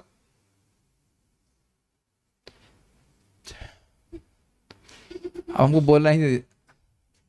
जाओ सुदामा यहां से जाओ, ऑडियो ऑन करके आ गए बीच में, वो दिक्कत है। उफ, क्षिप्ता का अर्थ क्या था? उपेक्षित होने पे। हाँ, तिरस्कृता का मतलब था अपमान किए जाने पे। हाँ, देखो हिल जाता है। हता मतलब मारे जाने पे भी। न अस्य तत्प्रतिकुर्वन्ति, उसका इस प्रकार के व्यवहार का वह प्रतिकार नहीं करते हैं। कौन नहीं करते हैं? तद भक्ता, भगवान के भक्त। समर्थ नहीं होंगे इसलिए नहीं करते हैं। कहते हैं प्रभवो अपि ही, यद्यपि निश्चित ही उनमें प्रतिकार करने की क्षमता होती है फिर भी प्रतिकार नहीं करते हैं। तो इससे भगवान का भी यश और भक्तों का यश सूचित हुआ। इति पुत्र कृताघेना सोनुतप्तो महामुनि स्वयं विप्रकृतो राज्ञा नैवाघम तद चिंतयत। इति इस प्रकार पुत्र कृत अघेना, पुत्र के द्वारा किया गया पाप के द्वारा, पुत्र के द्वारा कृत पाप के द्वारा सह अनुतप्त महामुनि, वह महामुनि अत्यधिक अनुतापित हुए। स्वयं विप्रकृत राज्ञः नैवाघम तद चिंतयत, और उनके प्रति जो राजा ने अपराध किया था उसको वह बिल्कुल नहीं सोचे। वह उनकी भी सहिष्णुता थी, दोनों लोग आध्यात्मिक पद पे थे। अब इसको सूत को समझ कह रहे, प्रायशः साधवो लोके परद्वंदेषु योजिता न व्यथन्ति न हृष्यन्ति यत आत्मगुणाश्रया। प्रायशः साधवो लोके, प्रायशः सामान्य लोग साधुओं को इस लोक में, इस जगत में, परद्वंदेषु योजिता, दूसरों के द्वारा सामान्यतः साधु लोग इस जगत में द्वंद्वों में योजित होते हैं। द्वंद्व लगा जाते हैं, कोई माला पहनाता है, कोई गाली देता है, इत्यादि इत्यादि। न व्यथंती न हृष्यंती, ना तो दुख देने पे वे व्यथित होते हैं और न सुख देने पे वह खुश होते हैं। ऐसा क्यों? यत, क्योंकि आत्मा अगुण आश्रय, आत्मा इन सब भौतिक गुणों के आश्रय नहीं है और वह आत्मा के स्तर पर रहते हैं, भगवान की भक्ति में सराबोर रहते हैं। हरे कृष्णा कृष्णा कृष्णा हरे हरे, हरे राम राम राम हरे हरे। आज हम कोई प्रश्न, मेरे ख्याल से कोई प्रश्न, आपने श्राप में श्रृंगी ऋषि ने परीक्षित महाराज का नाम तो लिया ही नहीं, so how did the sharp work? अच्छा, आपने नहीं, अपने श्राप में, ठीक, अपने श्राप में श्रृंगी ऋषि, अच्छा प्रश्न है, अपने श्राप में श्रृंगी ऋषि ने परीक्षित महाराज का नाम तो लिया ही नहीं, तो हाउ डिड द श्राप वर्क? तक्षक ने गूगल पे सर्च किया कि कौन था वो जो सर्व फेंक के आया अरे भाई ऐसा नहीं होता है, ये बहुत खतरनाक होता है मंत्र की सिस्टम। कोई व्यक्ति किसी तरह का चीज हो ना, मंत्र उसको ढूंढ करके उसके पीछे चलता है, गाइडेड मिसाइल की तरह रहता है। तो इस विज्ञान को ना समझें,